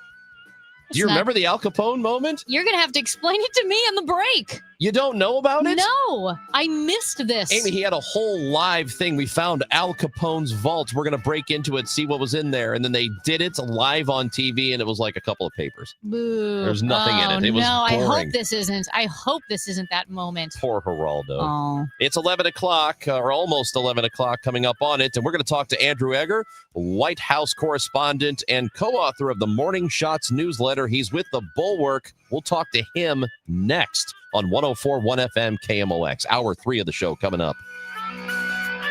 Tom Ackerman for Busey Bank and Building Community, proudly recognizing the Community Action Agency of St. Louis County. Known as CASTLE, the agency is one of a network of community action agencies coming together to transition people out of poverty towards self-sufficiency. CASTLE serves 44,000 people in St. Louis County every year. Learn more about the Community Action Agency of St. Louis County at caastlc.org.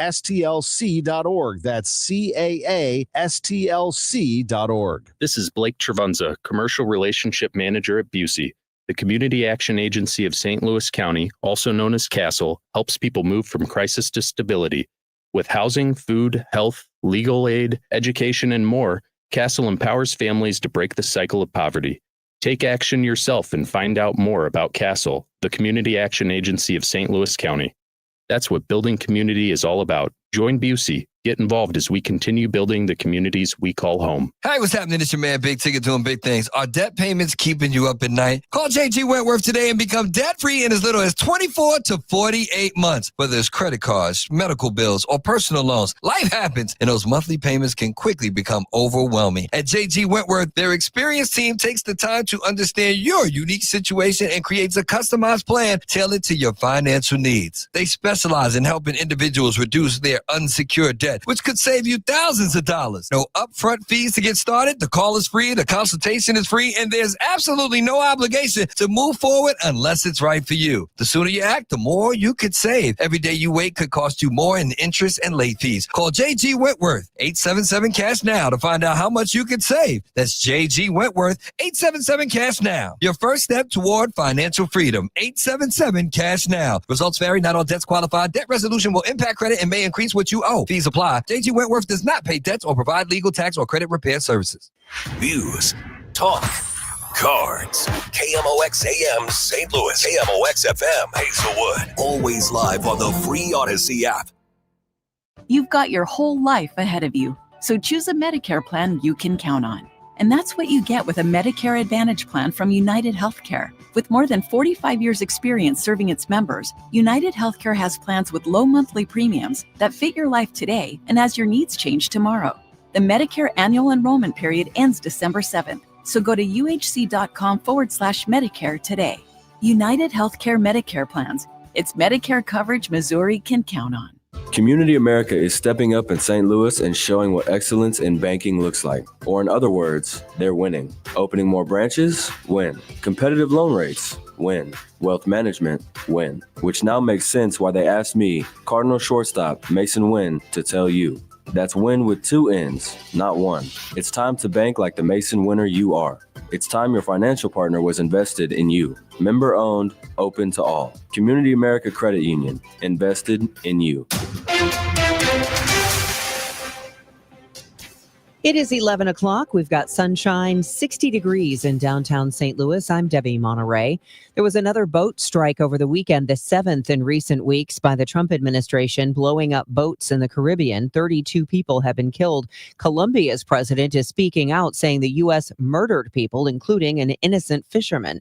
CBS News Pentagon reporter Eleanor Watson has the latest. President Trump, shortly after that, vowed to impose tariffs and cut off aid from Colombia, injecting even more tensions into an already tense region in the Caribbean. U.S. lawmakers want to know if that's legal. The Trump administration offering no proof of its claims that they are blowing up drug smugglers. The U.S. Supreme Court will consider whether people who regularly smoke pot can legally own firearms. I'm Peter King. St. Louis police releasing more information about Sunday afternoon's shooting in the 4200 block of Compton. Police now say only 2 men exchanged shots with each other. There was a report of an accident then on I-55 by Gasconade, which turned out to be a 23-year-old man involved in the Compton incident.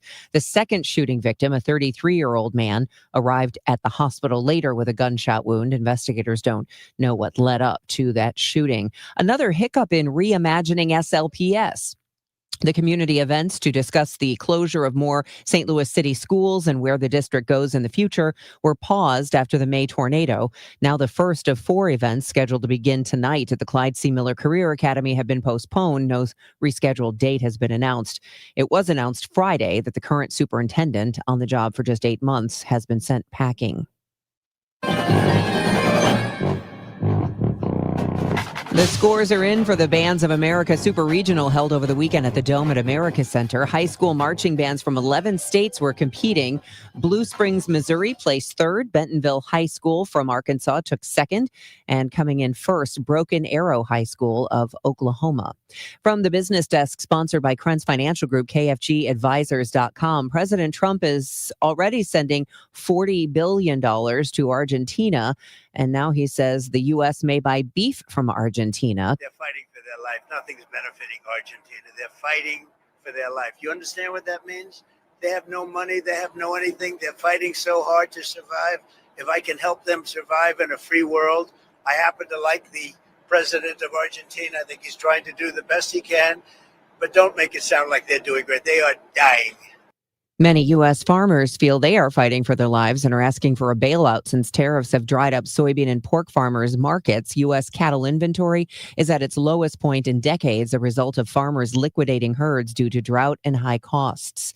From the Saliga Heating and Cooling Weather Desk. This afternoon brings sun and a breeze with a high of 74. The breeze drops off this evening. Clear to partly cloudy, low 50 tonight. Windy and cooler, high 65 tomorrow. I'm AccuWeather meteorologist Heather Zaire on 104.1 FM KMOX. It's 60 degrees with sunshine now. I'm Debbie Monterey. The weather sponsored by Age Smart Community Resources. It's 11:03. 1 in 4 employees is also a caregiver. The CARES program connects them with expert support, helping reduce stress, boost retention, and save your business money. Learn more at agesmart.org or call 618-222-2561, serving 7 counties in Southwest Illinois. Chris Ronchi, Amy Marks Kors. The Chris and Amy Show on 104.1 FM, KMOX. Well, it is Monday, and as we do each and every Monday, we chat with Andrew Egger, White House correspondent for The Bulwark and co-author of the Morning Shots newsletter for The Bulwark as well. Andrew, thank you so much for joining us today. Hey, Chris and Amy, thanks for having me on. Okay, well, I guess we can start with any update on the government shutdown. Yeah, short answer, no. We're still in kind of a holding pattern here. We're going into, I think, the 4th week of this. Do I have that right? It is continuing to linger on. The weird thing about this shutdown, I've said this a couple times, maybe even on this show. Usually during a government shutdown, it is front page news, right? I mean, like it's the main thing that's happening at any given time, and that creates quite a lot of pressure on pretty much everybody involved to go ahead and get something done, right? Because there's so much other stuff going on in the world right now. I'm sure we'll talk about plenty of it here in a bit. It almost seems like everybody has to keep being reminded that, oh yeah, the government's still shut down. And I think that has taken a lot of pressure off of lawmakers to really feel that. I mean, usually it's like a pressure chamber in there that they start to really feel like the temperature's ratcheting up on them to get to the table and make a deal. Same with the White House. The other element of this here is that, the White House continues to sort of try to find ways to short circuit the shutdown, to find ways to keep things that they want to see funded, like for instance, military pay funded, despite the fact that there has not been additional legislation to do that yet. And there are a lot of legal questions about whether that is, whether that will hold, whether they can actually, do that, whether the courts will permit that to go forward. But in the meantime, again, it's just another thing that sort of takes some of the immediate term pressure off of everybody involved in what is sort of shaping up to be apparently a very long shutdown. So the White House and Republicans have been blaming Democrats for this shutdown. You have Democrats like Brian Schatz the senator out of Hawaii, who has said, the Republicans in the House, they have just completely closed up shop and they are not willing to come back and talk to us. So where does the truth lie here? Well, this is how shutdown politics always works, right? I mean, the fundamental breakdown is in the ability to strike a deal, right? And Democrats say, not completely without merit, look, you need some of our votes to keep the government going. You should be willing to give us a policy concession or two that we would like to see. For instance, what they're trying to get is some restored Obamacare healthcare subsidies, as part of a package to keep the government fully funded. What Republicans are essentially saying is, look, we're not trying to do anything major with new policy here. We're just trying to keep the government funded at current levels, according to what we hashed out before. And you guys should be okay with that. So everybody is waiting for the other side to blink. And again, ultimately, this always comes down to political pressure. One side or the other starts to get a sense that the public is starting to lay more of the blame at their feet than the other. And usually that's how something gets shaken loose and somebody comes back to the table is like, okay, like maybe I'll take some face saving measure, but I'm ultimately going to give you what you want. But again, it's not super clear that there's an enormous amount of public attention and pressure shaping up on this either way. And certainly it doesn't look like the public is sort of en masse gearing up to blame one side or the other. The reaction to the shutdown is tending to sort of polarize along the same partisan lines for voters that they would be looking at any other issue, which is, kind of pretty close to 50-50. We've seen some polling that suggests maybe, voters are suggesting Republicans are a little more to blame. But we've also seen polling suggesting that maybe that's tipping a little bit. Maybe they're not blaming Republicans quite as much as they were a week or so ago. So again, all of this is more art than science. It's all just sort of like art of the deal negotiating stuff. And again, because the pressure is not, where it's necessarily been during some other shutdowns for some of these reasons I've described, it doesn't really seem like anybody is really sweating yet at the degree that we're going to need to see to get people back to the table.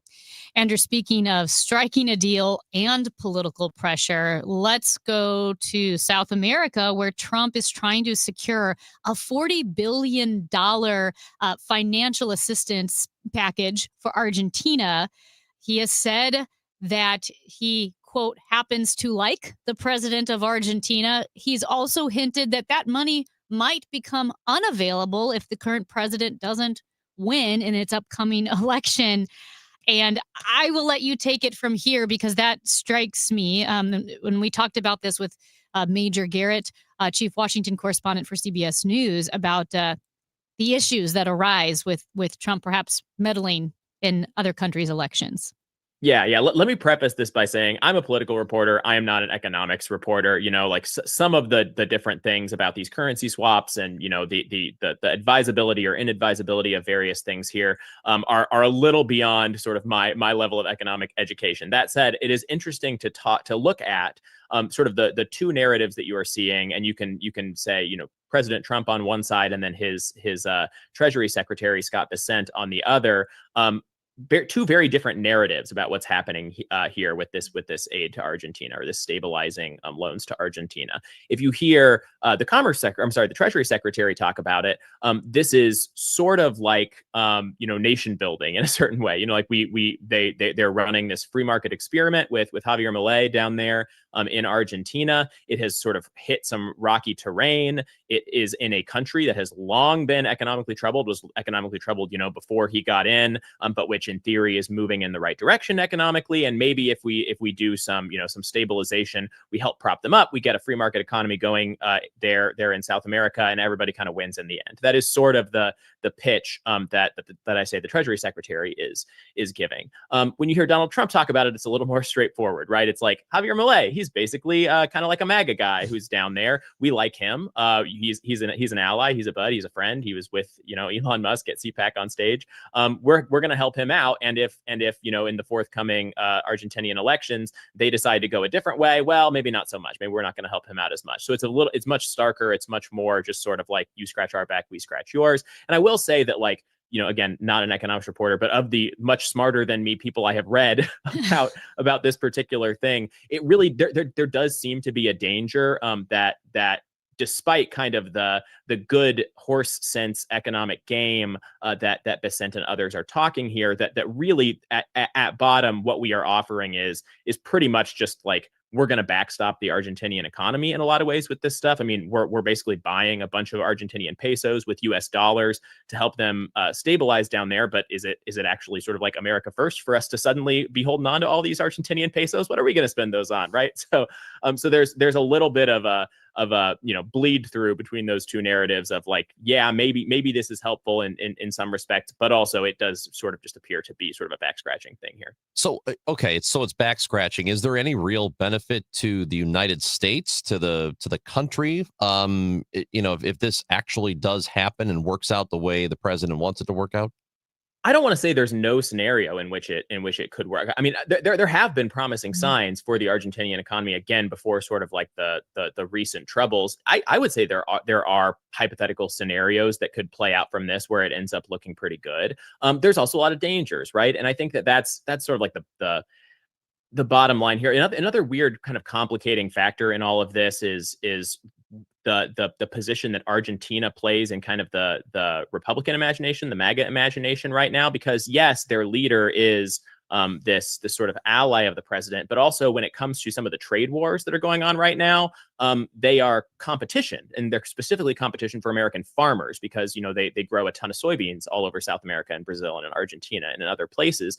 And while we are in a trade war with China has increasingly been turning to countries like Brazil and countries like Argentina to buy soybeans to feed domestic hog production in China, and sort of hanging our farmers out to dry. And so you have seen some blowback on some of these bailouts, not just from sort of critics of the president, but from the president's own side, and from people in Congress like Marjorie Taylor Greene, who have said, look, like, this doesn't strike me, one, as very America first to be sort of like just dabbling in these sorts of government rescue programs in various countries around the world, but two, especially in a place like Argentina, which is sort of coming out the better for our farmers hurting in this trade war. So that has been an interesting wrinkle, an interesting thing to see from, again, some of the more sort of loose cannon elements of the president's own side there, and something he has to deal with as he's thinking all this stuff through. Andrew, I started to see yesterday afternoon reports of a closed door shouting match between Donald Trump and Volodymyr Zelensky. Apparently, Donald Trump warning Zelensky that Putin, quote, will destroy you. Do we know much about this tense meeting between the two world leaders? No, I mean, these things continue to trickle out. I mean, we have seen this sort of unfortunate back and forth a lot from President Trump as the war has gone on in Ukraine. It does sort of seem like every time the president takes a meeting with Putin comes away from that meeting having successfully managed to sort of introduce a couple of new ideas into Donald Trump's way of thinking. It's like he's kind of on this sliding scale between talking in more of a pro-Putin way and talking in more of a pro-Europe and pro-Ukraine way, to grossly oversimplify it. And the longer he goes without a meeting with Putin, where he's doing his regular meetings with NATO leaders and with European allies and things like that, he kind of slides more and more and more in their direction to the point where a few weeks ago, he was talking in like really remarkably pro-Ukraine terms, like talking about sending like not just sort of like defensive weaponry, like drones to shoot down Russian missiles, but actually sending U.S. missiles to Ukraine to strike Russian targets was something that Trump was floating not too long ago at all. But it seems like every time we have one of these meetings with Putin, he comes away thinking, I don't know, this guy holds more cards than I thought he did, and leaning on Zelensky again to make a deal, or to like be willing to keep the lines where they are in terms of a final ceasefire. And again, this is never like the last word. Every time this has happened in the past, it has seemed like, whoa, Donald Trump's really kind of, selling Zelensky down the river on this thing. And then he has continued to kind of creep back in Zelensky's way. So it's this weird back and forth, and it's hard to know when, if ever, we are gonna get an actual like resolution to come out of this, or whether it's just going to continue to be these sort of rhetorical swings. Again, as meeting with Zelensky, meeting with Putin, meeting with Zelensky, meeting with Putin. So I guess we'll see. Meanwhile, it seemed the president was interested in levying some pretty substantial tariffs on China, but maybe backing down on that, which is not unusual. He's kind of been doing this since the beginning of his term, where he says we're doing a tariff and then he backs down, or he doesn't follow through, or whatever. Do we know what the current policy is, or what it's going to be? Yeah, so there's a few things here. The first is that there's already a lot of tariffs on China. There are already a lot of tariffs on everybody. There have been since the summer. There's a couple new tranches of tariffs that are supposed to hit. One of them is the tariffs that were initially supposed to go at the so-called reciprocal tariffs that were announced back in April, and then were delayed to the summer, and then were delayed again for China specifically until November. It's an open question whether those are actually going to hit, or whether we're going to see, some kind of further delay. In addition to all of that, there is this latest threat, and that's what you were mentioning before, that has to do with rare earth production in China. China has a lot of rare earth mining, much better advanced in terms of that industry than pretty much anywhere else in the country, and a lot of electronics rely on it that are produced everywhere. And China has recently been, as sort of in the context of this trade war, talking about implementing much more stringent export controls on those rare earths than they ever have in the past, which would be a big economic deal. And Trump kind of in a way, in an attempt to sort of rattle them on that, seemingly announced this sort of super erogatory extra 100% tariff on everything coming out of China while that's in place. Now, that would pretty much grind trade between the US and China to a halt. It would basically be a trade embargo if that were to go into place. But Trump doesn't really want that, right? I mean, like that would be economically devastating in a way that the current economy, while it's been slowing down, it's been bearing up okay under some of these current tariffs. So he's playing with a kind of a hard hand here, where like he is trying to play hardball with China, but he's constrained by how much additional tariff drag he can afford to put on his own economy. And so now we're in this weird place where he announced those tariffs, but then he said maybe they're not going to go on. And then his trade representative said, well, it kind of depends on what China does next. And now we're all just waiting and seeing, even though the last official word we got was these are going into effect. This 100% tariff is going into effect November 1st. So we have yet to hear anything more direct or explicit, and we're all just kind of waiting to see what the next word is. Andrew, as we say goodbye, I do want to note, those watching on YouTube can see it as well, we appreciate the Cardinals hat. Oh, yeah. Thanks. Andrew Egger, a St. Louis. I timed that well, didn't I? Yeah, nice. St. You did that on Louis purpose? native. No, I wore this to pickleball this morning. Oh, boy, there you go. It's taking over the country, pickleball. That's right. Andrew Egger, we appreciate it. We'll talk to you next week. Thanks a lot, guys. Thank you. Again, as we said, Andrew Egger, White House correspondent and co-author of the Morning Shots newsletter with The Bulwark. When we come back, we've got results. No prize pick'em results. Did I win again? Never believe who won. I bet I did. It's the Chris and Amy Show on KMOX.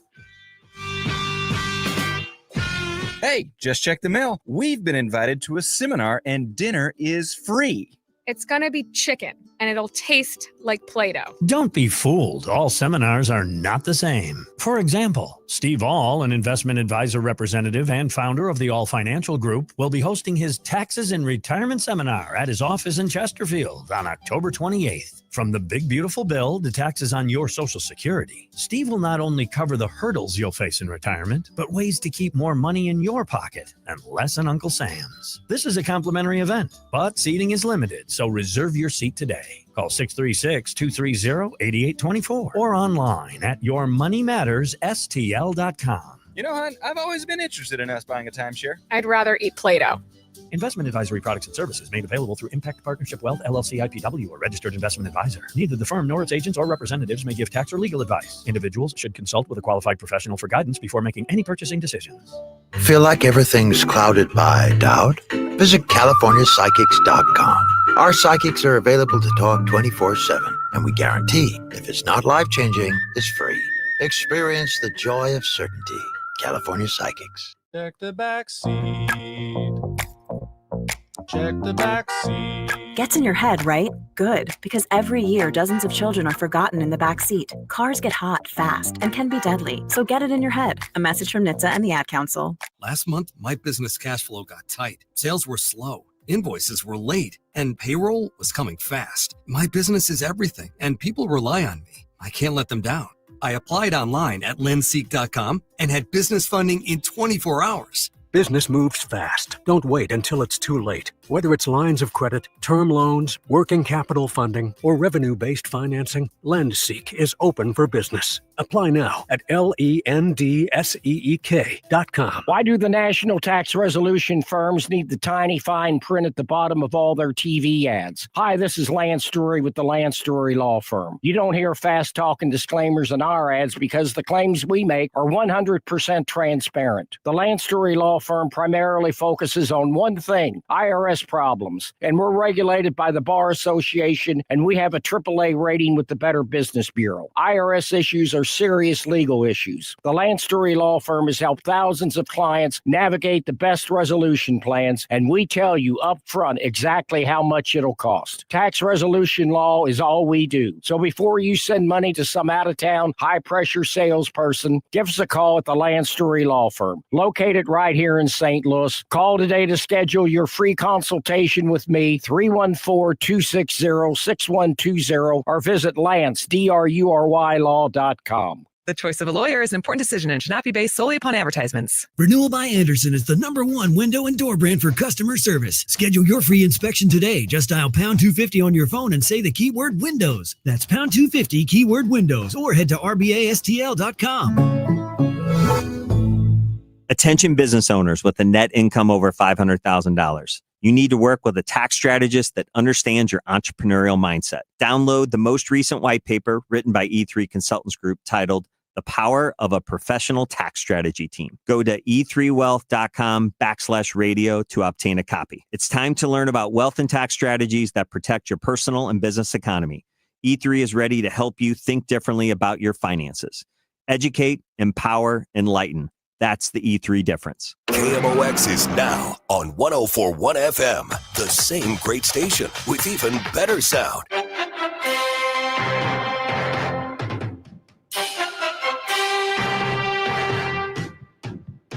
Well, I did it again. Turns out I won. I have won the no prize pick'em yet again because I don't lose. I just don't lose. Congratulations to Chris. Wait a second. What? We have a new development. What happened? You didn't win. What? It turns out that I am the winner. How in the hell is that possible? Because Hot Dog, both you and I, along with Kevin Wheeler, who was on the show, and Kyle McClellan, former Cardinals pitcher, we all had 5 games correct. Oh, for the NFL games yesterday, we all picked 5. So then it went to the Sunday night football game, and I picked the Falcons. So did Kyle McClellan. Okay, it was 34 points. So all right, so we're talking about the point total here. Wait a minute. That served as a tiebreaker. Yes. So the 49ers beat the Falcons 20-10, which meant the points were at 30. The Falcons lost, but I had 5 games already. Right. And you picked the 49ers. Yeah. Which brought you up to 5. Okay. But then I won the points. It came down to the point total, and you guessed closer to 30 points. What did I say? You win. I said it was going to be a snooze fest, relatively speaking. So congratulations, Thank Amy. you. You did it. Thank you. You won. And we need a new contestant. Oh. We do. We do need a new contestant for the no prize pick'em. That because Kevin was beaten. And because of that, you can participate this Friday at 11 o'clock, the no prize pick'em. If you were available at 11 on Friday, 11 a.m., and you would like to participate against Amy and me and a celebrity picker who it's embargoed. We can't tell you who it is yet. We'll let you know. Embargoed. That's what it is. Yeah. We'll let you know. Probably by Thursday. Embargoed, Matt. Embargo to Thursday. So we'll let you know who it is, and you're going to have a great time if you can participate. So text us at 314-436-7900. Leave your name, and maybe you'll get selected. So I got this I got this story that happened to a friend of mine. Yeah. Which is, it is so funny. I think it is very funny. So she's 40. Okay. I think she's 40, maybe 41. She is in Korea with a couple of friends right now. And one of her friends is 44. So they went to a bar and they got in line and they waited like a good 25 minutes in the line. They finally get to the front and the bouncer checks their IDs and points at my friend and says, "Too old. Can't come in." So they had to leave. They went to it. This is not a joke? This is not a joke. He points and says, "Too old." Oh my gosh. They leave. They go try and find a different place, stand in line for another 30 minutes. Same thing. You're too old. You can't come in.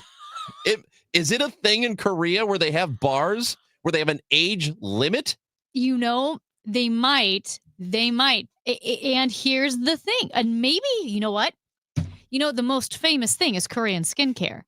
Like, it's everywhere. Okay. And there's like the famous Korean like glass skin where you wear masks to get this glassy look. And so Korean skincare is huge. I know that is a priority. So maybe that's the thing, is that if she looked younger. She does look young. That's the thing. Not young enough. It's so funny. And it could not have happened to a better person. Did they look at her ID? Yes, they looked at the IDs. So it wasn't just her face. Right. They looked at the ID and said, "Nope, too old." But she said, "My friend, we're both too old." But he just pointed at me and said, "You can't come in." Too old. Dude, can you imagine? There are no places like that here. You can't do that here. So my friends wanted to get into this bar. It's a really famous gay bar in Berlin, but it's like the coolest gay bar ever. It's, but cool in definitely a Berliner kind of way. Yeah. And probably a lot of eccentric clothing. But at any rate, I'm like, "You guys should try to get in." They're like, "We'll never get in. We're not cool enough." Like, they just look at you and you have to just, they're not checking your ID. They're just like checking to see if you look cool enough. And I said, please try to get in. And they did not. They knew they wouldn't have a shot. But it's like one of the most famous bars in Berlin, or club. It's not a bar, it's a club. It's one of those famous clubs in Berlin. Wouldn't you at least try? You wouldn't make it. You can't wear a half zip and get in. Well, you got to have like leather. I don't wear half zips. Mesh tops, probably. I would do that. Leather? Hell yeah, I'd wear leather. Top to bottom, leather. Let's go. It's not very breathable. It's not. No. It's not. Leather, you could have leather lederhosen. That'd be great.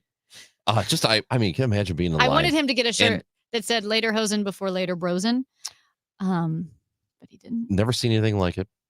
Wow, too old. I love that. That seems on brand, he said literally pointed at her and said, "Too old." That's hilarious. So they had to go somewhere else. Yeah, they left. That's awesome. Hey, did you know that FanDuel is America's #1 sports book? Well, you need to get to know this because in Missouri, December 1st, we're just over a month away from it happening. You get to bet live in Missouri, and you get to do it legally.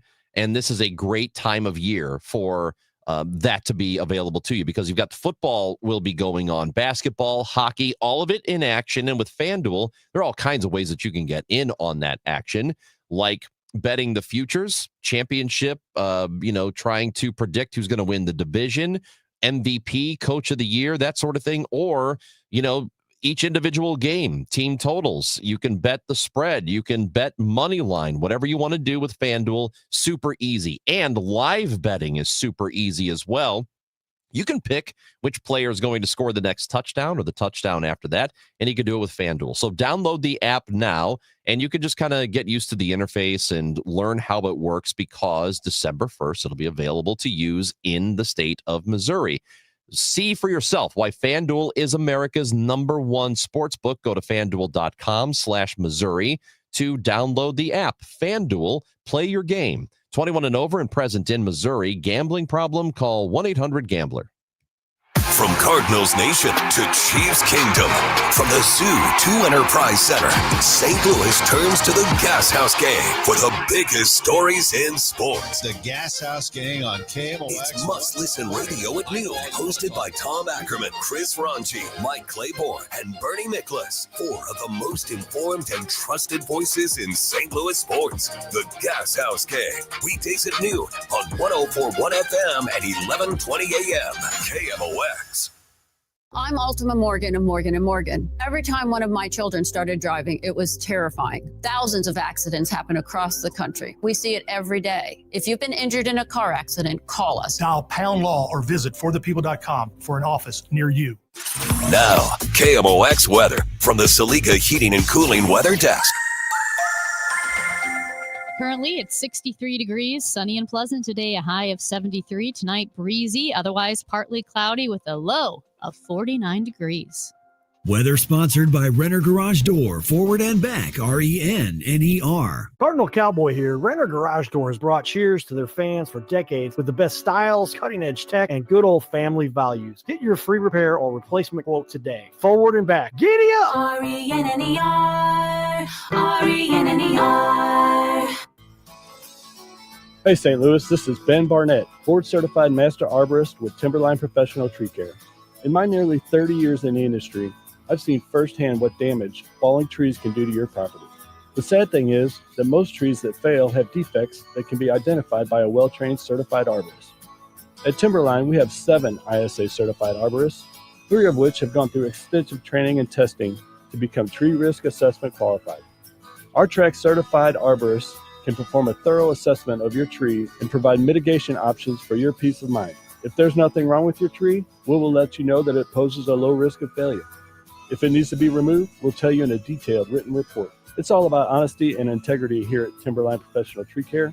So call us today to get a tree risk assessment scheduled, 636-479-7475, or contact us through our website at stltreecare.com.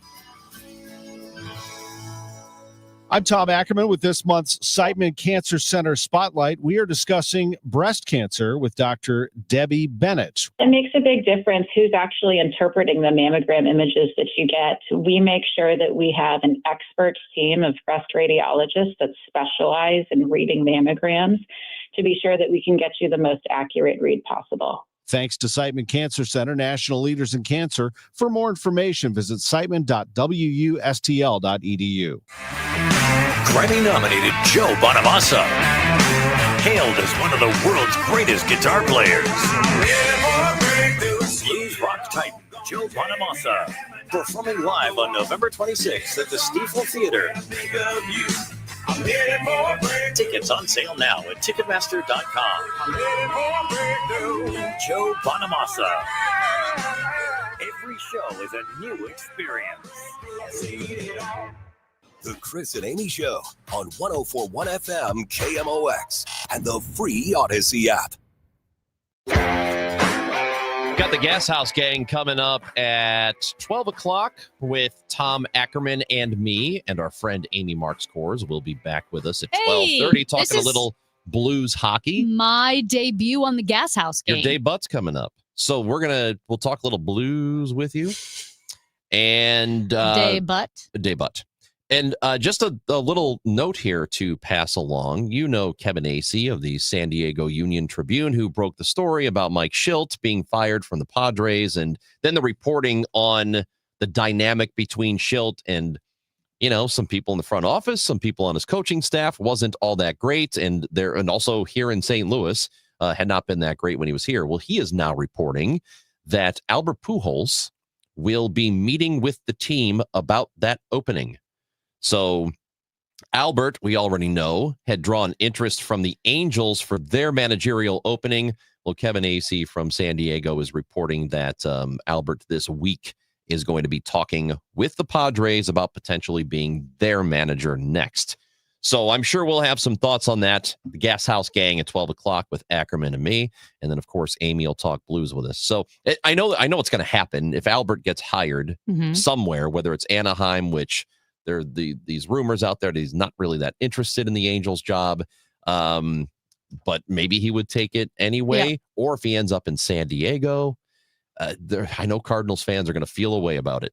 So they're going to feel a certain way. I know about you it. guys are going to talk about this, but does it not matter that if you were to have Yadi or have Albert at the helm for this Cardinals team, that this is probably not the best moment for them to take over if you're in some kind of transition period anyway? Obviously, they want to be competitive next year. Chaim Bloom said they're not conceding anything. But, I mean, wouldn't you want to give them the best shot at... Okay, a couple things. Either you want to give them the best shot at success and having a strong team around them, or is this a tacit admission that the Cardinals aren't going to be competitive kind of a while? I think the Cardinals know that it's going to be a road, that it's, they're not, it's possible that everything falls into place for next year. And they're, kind of like this year where they were in the playoff conversation for a lot of the year, then it fell off toward the end, then maybe they could stick around in that conversation a little bit longer. I think there's that acknowledgement, but I believe they know that it's probably going to be thin because the rest of the division is pretty good. The Reds are getting better. The Cubs are still a good team. The Brewers, obviously, they keep winning the division anyway, even though we think they're done. So, yeah, there's an acknowledgement that they expect that maybe they'll be competitive next year, but also I think they know it's going to be tough. Now, is it the best situation for Albert to come in?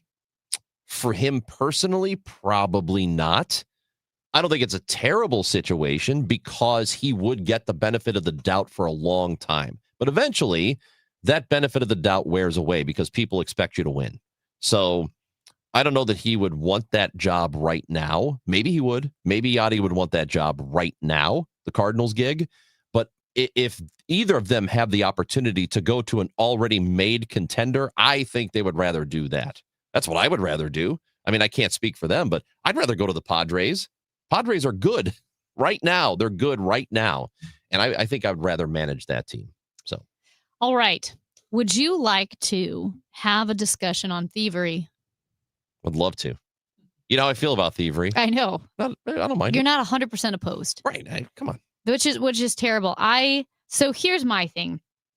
I have long said that I don't want to say I'm a fan of art crime. I'm not a fan of art crime. I just think it's the sexiest type of thievery because they wear the little outfits, like they dress in black and they usually like climb down a rope and they have to steal a painting. It's a classy crime, probably. Wouldn't you say so? I mean, it's the same as any other breaking and entering into any it's not place. The same, though. You're wearing black. Maybe you're using ropes. I don't know what you're doing. It's the same thing. It's classy. You're a thief with an eye for art. Well, anyway, I used to say that. Now I feel pretty bad because there was a major heist at the Louvre Museum in Paris.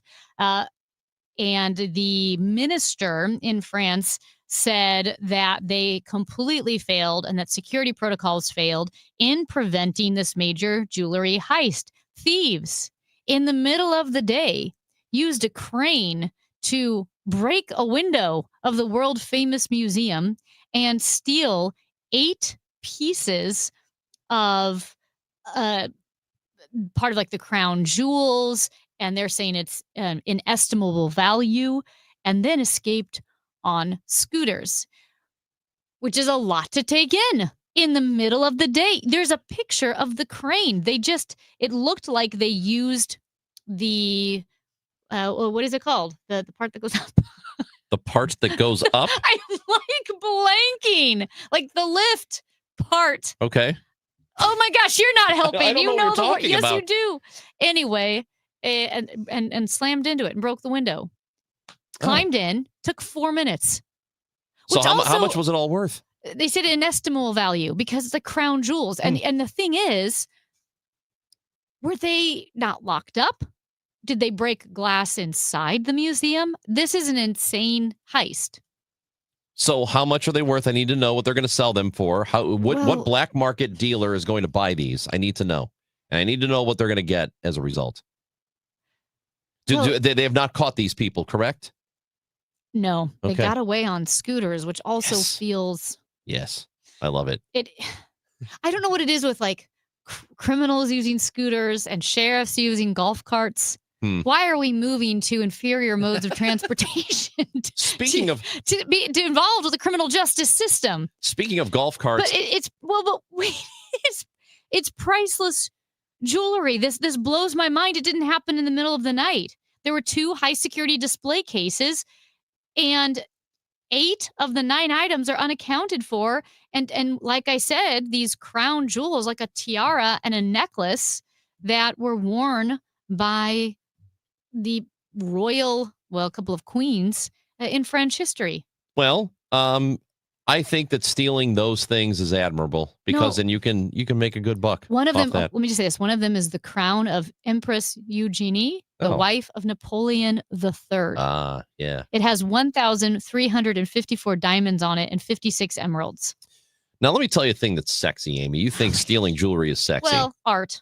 How about stealing golf carts?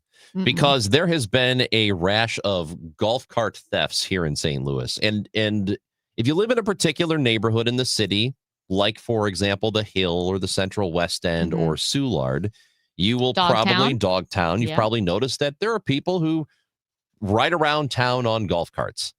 And I've got friends who've got golf carts in Soulard. You know, we're on them. It's fun. It's a good time to be out there. You can go from place to place and you can be on the golf cart.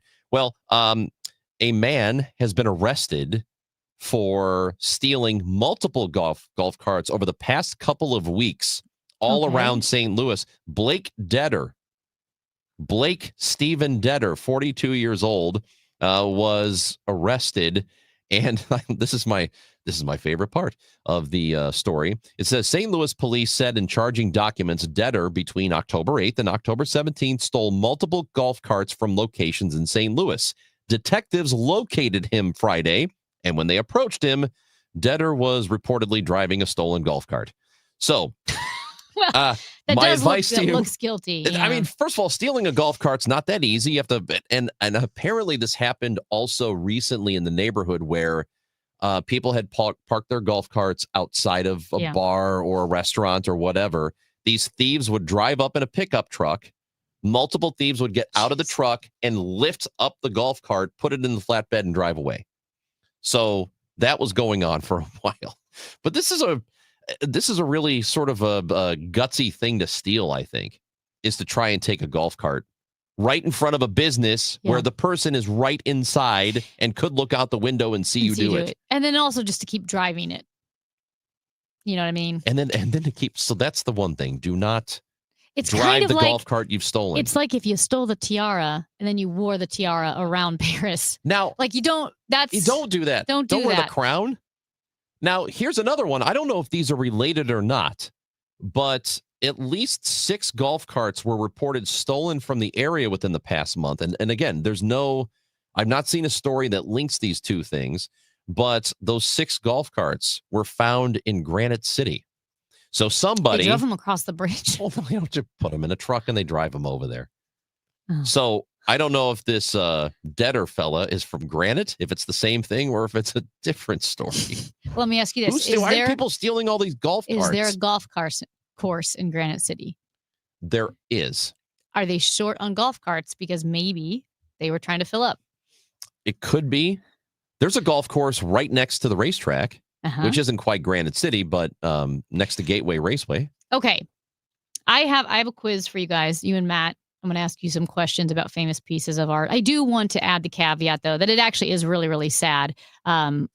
It's not funny that these crowns and these gems were stolen and the jewelry was stolen because, one, the royal history of France is a big part of their culture and their history. And also because these are crown jewels in the form of gorgeous necklaces and tiaras, all of that history, those pieces are going to be torn apart and sold, right? Sold, the gems are going to be sold. And that's what the museum was saying, is that they're pretty much lost forever because they're going to be ripped apart. So it is very sad. So I do want to acknowledge that. But speaking of museums, I'm going to name a piece and you have to tell me which museum that famous piece is in. Okay. Matthew, would you like to participate? Sure. I'm going to be really bad because I am uncultured. Oh. True. Where is the signed Declaration of Independence? It's in the Louvre. No, it's not the My Louvre. answer for everything is going to be the Louvre. You're so dumb. Well, it wouldn't be outside the United Don't States. sabotage this game, Kevin. No, is it? I think there's a pretty good bet it'd be in the Louvre. The museum, it's in the, I have a guess. Yeah. Museum of Natural History. Or no, I guess it's not natural history. Natural It would history. be natural history. Gosh darn it. Somewhere in Philadelphia.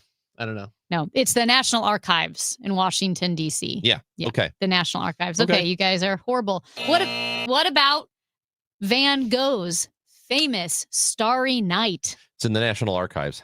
Oh my gosh. The Louvre. Is it not? Is this what it's like being friends with idiots?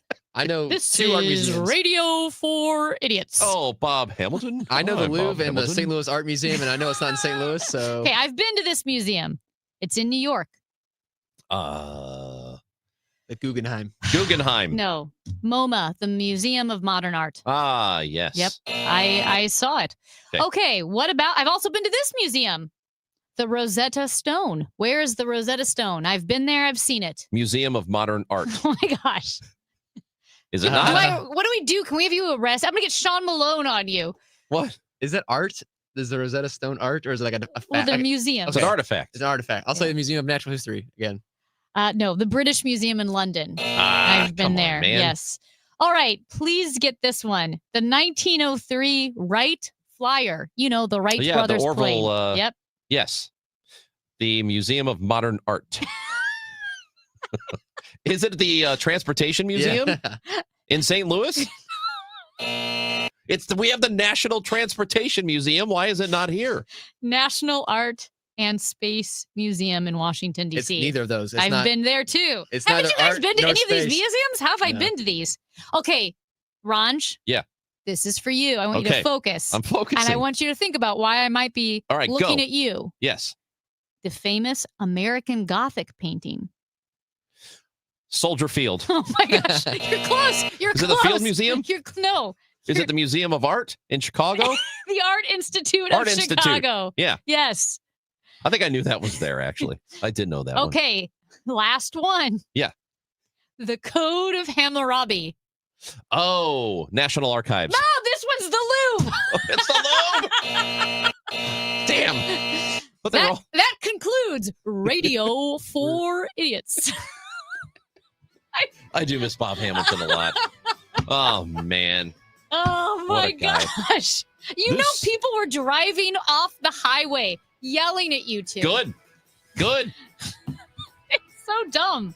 Not you, just the whole idea of If the past. Hamilton were still with us, he would have been listening to that and he would have been saying exactly that. Yeah. This is Radio for Idiots. I heard him say it once about a show that was on the station. It's Chris and Amy on KMOX. This is Justin Brown with Krenz Financial Group. For over 6 decades, we've helped St. Louis families and businesses plan with purpose and live with confidence. Is your financial advisor proactive or reactive? If your strategy or service feels stagnant or misaligned, it may be time for a change. Our defined, proactive approach to investments and communication keeps you informed and prepared for what's ahead. Let's talk about what makes us different and how a more engaged advisor can help you reach your goals. Your goals, our mission. Start today at kfgadvisors.com. Securities offered through Raymond James Financial Services, member FINRA/SIPC. Prince Financial Group is not a broker-dealer. Dave, congratulations on your 25th anniversary from BioBalance Health, Dr. Sullivan, and me personally. You have single-handedly helped us reach hundreds of new patients, both men and women, over the past 15 years. Since 2010, BioBalance has been treating men and women over the age of 40 with testosterone pellets and preventative medicine. BioBalance Health was the first medical hormone pellet practice in St. Louis. Now we are the most successful. Dave has not only been our partner at BioBalance Health, but also our patient and great friend. Thanks, Dave. Red Kingdom is back at FanDuel Sports Network Live in Ballpark Village. See every game on the largest screen in town. Don't forget about the $25 buckets, $5 cocktails, and the best tailgate food around. Grab your friends along with Kingdom OX and huddle up for the games at the best watch party in town. If you can't make it, but don't want to miss it down, listen to the Chiefs on Kingdom OX or Kingdom OX on the Odyssey app. For more info, KingdomOX.com/events. You're listening to Leaf Filter Radio, and the guru of gutter protection himself, Chris Coonahan, is here to take your most pressing leaf-related questions. Hey, everybody, Chris here. I understand we have Ron on the line. Ron, where are you calling from? Uh-oh. Ron, are you calling from a ladder? Well, I was. I wanted to ask Chris what I need to do to get my gutters ready to have Leaf Filter installed. Oh, Ron, you don't have to do anything. A Leaf Filter Trusted Pro will come out and clean out your gutters, realign and seal your gutters, and install Leaf Filter, America's #1 gutter protection system. So I didn't need to get on this ladder? Ron, Leaf Filter Trusted Pros are in your neighborhood and ready to help. Just visit leaffilter.com/deal to schedule your free gutter inspection and get up to 30% off. Thank goodness.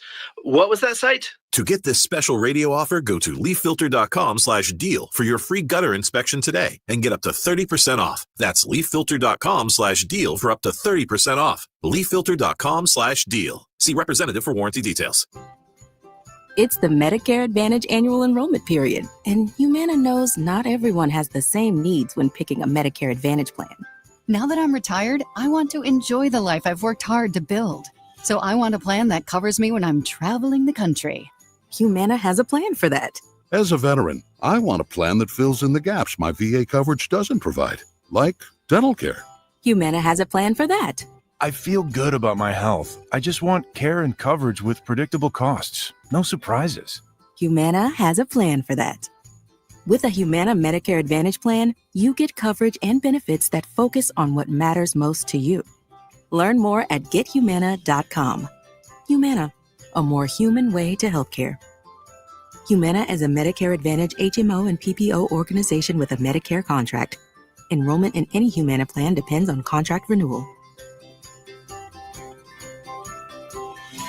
This special alert is for all Americans who own a vehicle. If you have a warranty that's about to expire or no warranty coverage at all, this message is for you. It's time to stop worrying about future car repairs today. Your vehicle is essential, but unexpected breakdowns can derail your plans and your wallet. It's time to future-proof your ride with CarShield. CarShield offers a low-cost month-to-month vehicle protection plan that saves drivers thousands from out-of-pocket expenses on future auto repairs. Imagine if your engine quits or your transmission fails. You could pay a fraction of the repair cost. This protection plan is at an all-time low, and to give you even more peace of mind, drivers who activate today also receive free roadside assistance, free towing, and car rental options at no additional cost. Don't wait for a breakdown to drain your savings. Future-proof your car with CarShield today and drive with confidence. Call CarShield for your free quick quote. Call 800-908-8646. That's 800-908-8646. What do you have to lose? Call 800-908-8646. That's 800-908-8646. Again, 800-908-8646. The Chris and Amy Show is video streaming now on KMOX's YouTube, X, and Facebook pages. Click and subscribe. Well, this isn't very nice. Text the show at 314-436-7900. This message says, you guys are the Shohei Ohtani of radio idiots. That's not nice. You know what's weird about that?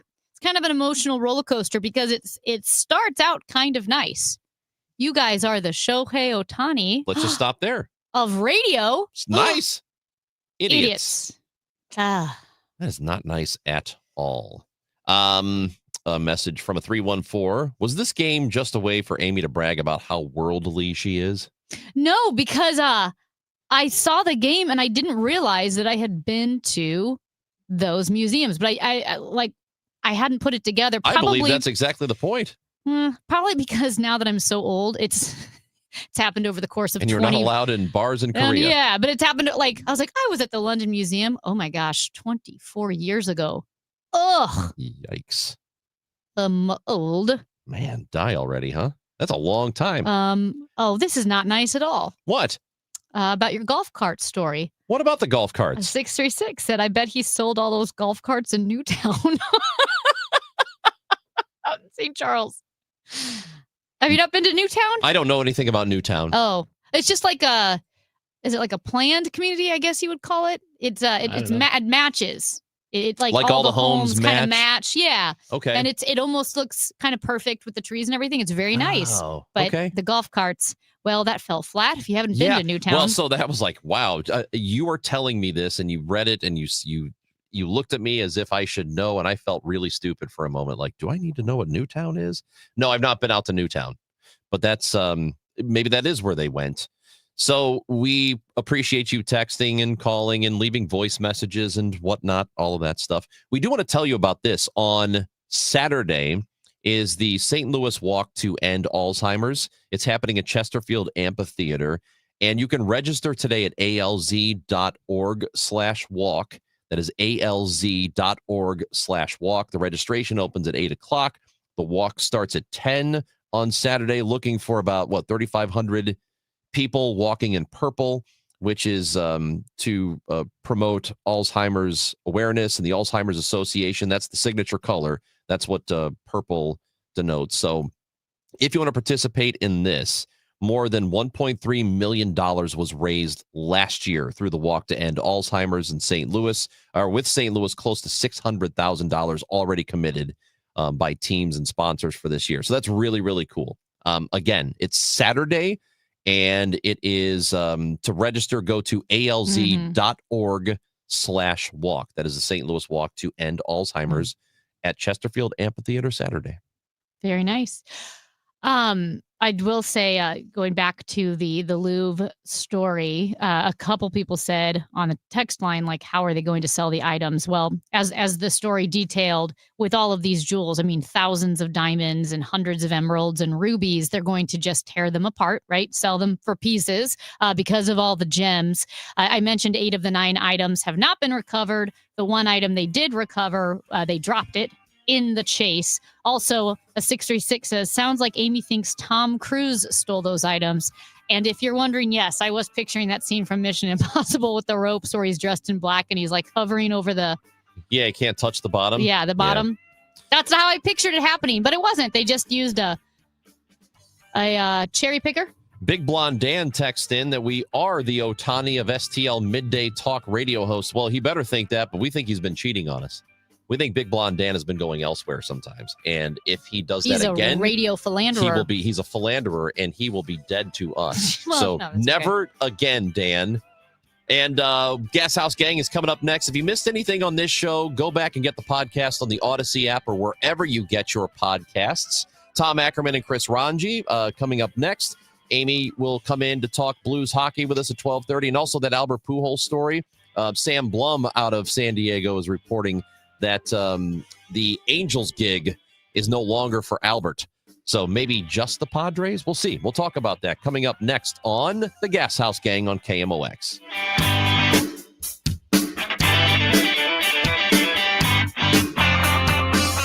That concludes Radio for Idiots. Hey, Bethesda volunteer Dave Glover here. Winter is right around the corner, and that means